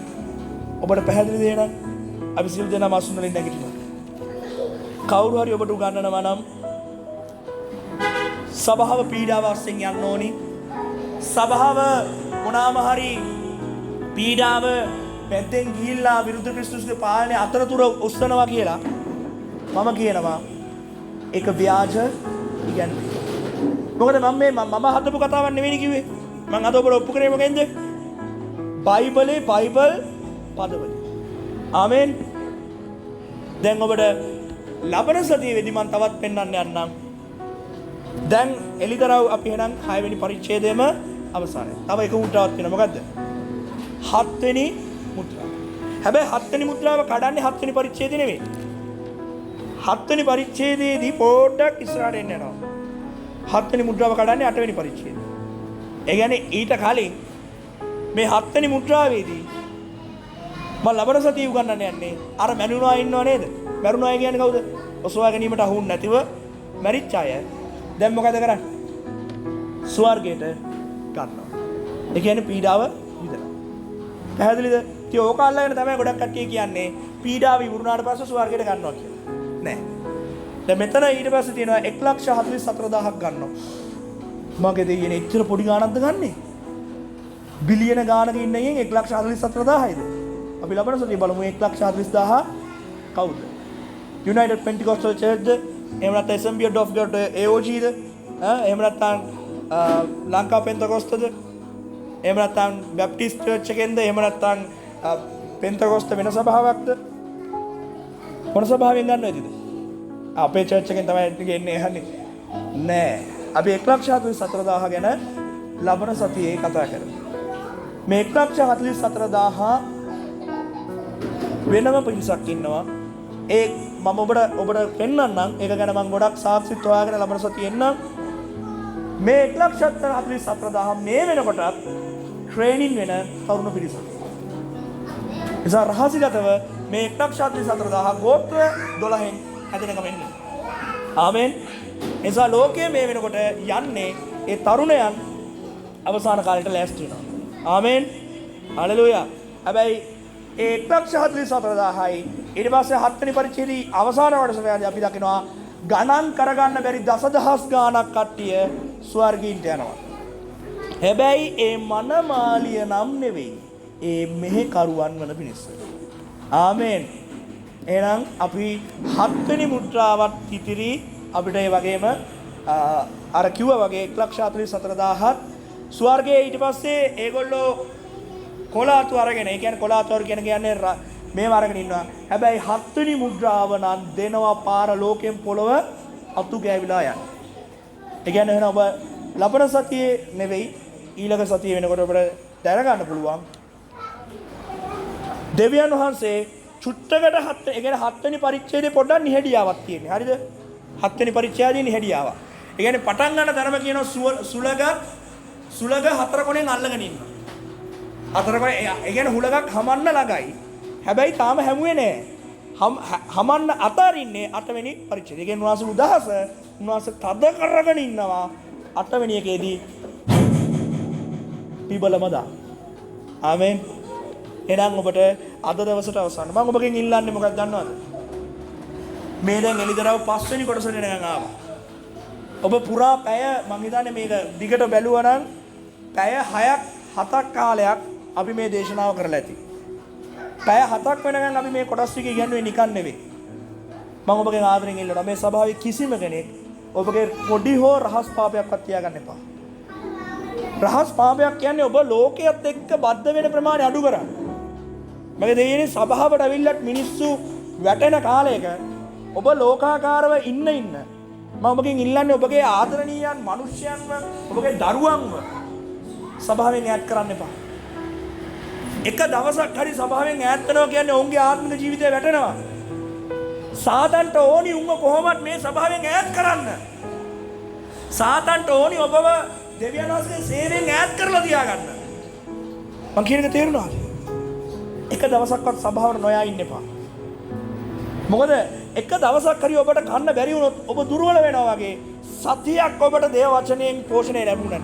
සමහරවිට සමහර කට්ටිය හිතනවා ඇති මේ ඩිවෝන් මේ බයිබල් ස්ටඩි එකක් නේ කරගෙන යන්නේ දිගටම. ඉතින් අපිට ආත්මික කෑම නැහැ, දේශනා නැහැ. දෙයියනේ දේශනා කියන්නේ බයිබලේ. මේ තමයි දේශනාව. දැන් කට්ටියන්ට ඕනි අර සහැල්ලු ආහාර. බයිබලේ ඝන ආහාර සහැල්ලු ආහාර කියලා නැහැ. සතුරාට ප්‍රේම කරන්න කිව්ව එකත් බයිබල් වචනය. එලිදරව් පොතේ මුද්‍රා හත කියන්නේත් බයිබලේ වචන. එහෙනම් බයිබලේ වචන කියන්නේ ඔබගේ ආත්මය හැදෙන්න කියන වචන. මේක හරියට අහගෙන ඉන්න කාට හැදෙනවා නම් හැදෙන්න ඕනි තරම් කාරණා තියෙනවා. ඒ නිසා බයිබලේ ගොඩක් වෙලාවට ඔබ හිතනවා ඉතින් බයිබලේ හරි අමාරුයි. ඩිවෝන්ගේ මේ ස්ටඩි එක හරි අමාරුයි. ගැඹුරු වැඩි. ඔබට එකක් කියන්න. දෙයියනේ ඒ නිසා තමයි කියලා දෙන්නේ. දැන් මම මේක ගැඹුරුයි කියලා හින්දියෙන් නෙවෙයි කියලා දෙන්නේ. ඉංග්‍රීසියෙන්ද කියලා දෙන්නේ. මම කියලා දුන්නේ මොකෙන්ද? සිංහලෙන්. ඉතින් හරියට අහන් ඉන්නවා නම්, හරියට සටහන් ගත්තා නම්, හරියට අවබෝධයෙන් ඉන්නවා නම් ඔබට මේ කරුණු ටික තේරෙනවා. ඒ තේරුම් කිරීම පිණිස තමයි දෙවියන් වහන්සේ මාව පත් කරේ. සහ සභාපාලකතුමා මට අවසර දුන්නේ මේක කියලා දෙන්න. ආමෙන්. ඔබ නොදන්නවා වුණාට සභාපාලකයාගේ පුතා මම සභාපාලකතුමාත් මගෙන් මේක ඉගෙන ගන්න. ඒ කියන්නේ මම ඔහුට වඩා උසස් කියන එක නෙමෙයි මම කියන්නේ. ඔහු දන්න දේ මට කියනවා, මම දන්න දේ ඔහුට කියනවා. අපි දෙන්නට දෙන්න සංවාදය දෙනවා. එතකොට එයා එලිදරව් පොතේ ගොඩක් ගැඹුරට ස්ටඩි කරලා නැහැ. එයා දන්න දේ මට කිව්වම මම ඒකේ තව පොට අල්ලගෙන යනවා. මම හොයාගත්ත දේ මම ඩඩත් එක කියනවා. ඩඩා මෙන්න මෙහෙම දෙයක් තියෙනවා. ඉතින් එයා හුම්කම් දෙනවා. ඉතින් ඒක තමයි දේව වචනේ කියන්නේ. වයසද බාලද උසස්ද කියන එක නෙවෙයි. දෙවියන්වහන්සේගේ වචනේ හෙට පොඩි එකෙක් ඇවිල්ලා මට කිව්වත් එලිදරව් පොතේ ඩිවොන් අර වගේ දෙයක් තියෙනවා ඩිවොන් මාමේ මම එහෙනම් පිළිගන්න වෙනවා. එලිදරව්ව ශුද්ධාත්මයේ මහන්සිය කරන දේ. ඒ නිසා ඔබගේ ජීවිතේ රහස් පාපයක්. ඔබේ ජීවිතේ කිසිම දෙයක් තියාගන්න එපා. මොකද ඊළඟ මොහොතේ නම් දෙවියන් වහන්සේ හෙට ඔබව උස්සගෙන යනවා නම් දෙවියන් වහන්සේ ඉදිරියේ ඔබගේ පවිත්‍ර භාවයක් තියෙනවා. කරුණා කරලා ඔබ හැදෙන්න. අල්තාරය ඔබට බාරයි. ඔබ දෙවියන් වහන්සේගෙන් ඉල්ලන්න ස්වාමීන් වහන්සේගේ කැමැත්ත මම ඒ වහන්සේ සමග එන්න නම්. ඔව් දෙවියන් වහන්සේ කියනවා ඔව් මම ඔබව උදහස තීරණය කරන්නේ නැහැ. ඔබ එන්න අල්තාරය ඉදිරියට. දෙවියන් වහන්සේ ඔබට කියන්න යනවා මගේ දුවේ මගේ පුතේ ඔබ හැදෙන්න ඕනි. ඔබ මං වෙනුවෙන් උදෑසන දර නමනවද? නෑ ස්වාමීනි. ඔබ මං වෙනුවෙන් රාත්‍රියේ දර නමනවද? නෑ යේසුනි. ඔබ මං කිව්ව විදිහට බයිබලයේ අනුකූලව ඉන්නවද? නෑ යේසුනි. එහෙනම් පුතේ මං ඔබව ගන්නෙ නෑ. ඔබට අහන්න ඕනි ඒකද? ඔබට අහන්න ඕනි ඒකද? නැහැ. යේසුස් වහන්සේ ඔබව කැදවා ගත්තනම්, යේසුස් වහන්සේ ඔබව තෝරා ගත්තනම් ඔබටවත් බෑ ඊට ඉදිරි වෙන්න. ඔබ ඊට ඉදිරි වෙනවා කියන්නේ ඔබ ඔසවා ගැනීමට අසු වෙන්නේ නෑ වගේම ඔබ යේසුස් වහන්සේගේ කැඳවීමට පයින් ගහපු කෙනෙක්. ඔබට ඩබල් පීඩාවක් එනවා. ඒ නිසා මගේ ප්‍රේමවන්තය ඔබ හදවතට කතා කරන්න. ඔබ දන නමල යාඥා කරන්න. යේසු ඉදිරියේ ඔබ යේසු ඉදිරියේ කතා කරමින් යාඥා කරන්න. Hallelujah rala shela baraketa kala kala kudu sarasi hisa chamade ala kata.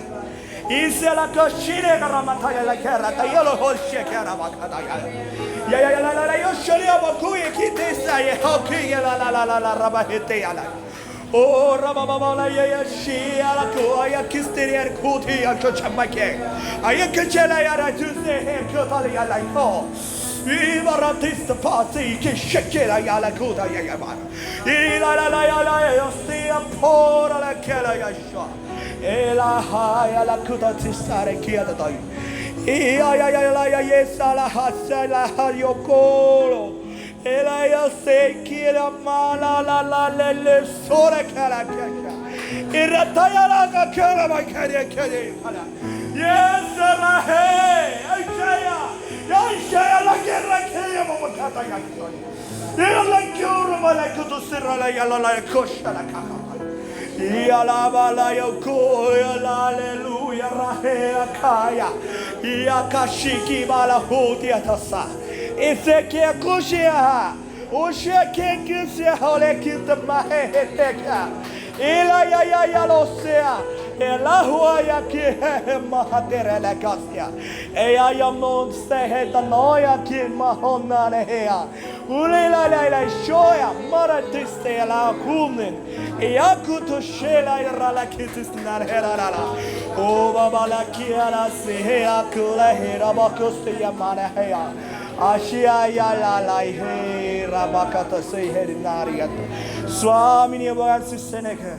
ස්පර්ශ කරන්න ස්වාමී ඔවුන්ගේ රහස් පාපයන් සදාකන් උදව් කරන්න ඔබගේ ශුද්ධාත්මය ඔහු පිට වේවා ශුද්ධාත්මය බෞද්ධිස්මෙන් ඔහුව වෙනස් කරේවා ශුද්ධාත්මය බෞද්ධිස්මෙන් ස්වභාවයෙන් කිපිට වේවා ඔබ වහන්සේගේ ශුද්ධාත්මයකින් ඔහුගේ හිස් මත වේවා ඔබ වහන්සේගේ ආලේපය ඔබ වහන්සේගේ ශුද්ධාත්මය විනිශ්චය ඔවුන්ට වේවා ශුද්ධාත්මය විනිශ්චය කවුලවන්න ශුද්ධාත්මය විනිශ්චය කවුලවන්න යේසුගේ නාමයෙන් යේසුගේ ලේවලින් යේසු ඔබගේ උදහසට නොව ඔබ වහන්සේගේ මන මාළිය වන පිරිස සමාවෙන් සෑම දෙනා නල කිරවල හැරකී වරකතය ඉල්ලහේ වය හේතෝය එබුයි කෂෙලාය හේ අයකුලි රකිතිසේ ඔය පාරේ හේ ශයයා Ayaloe marasehara hera Yesue kere sher kere star high Hallelujah hallelujah Emmanuel ya he Emmanuel he hama Hallelujah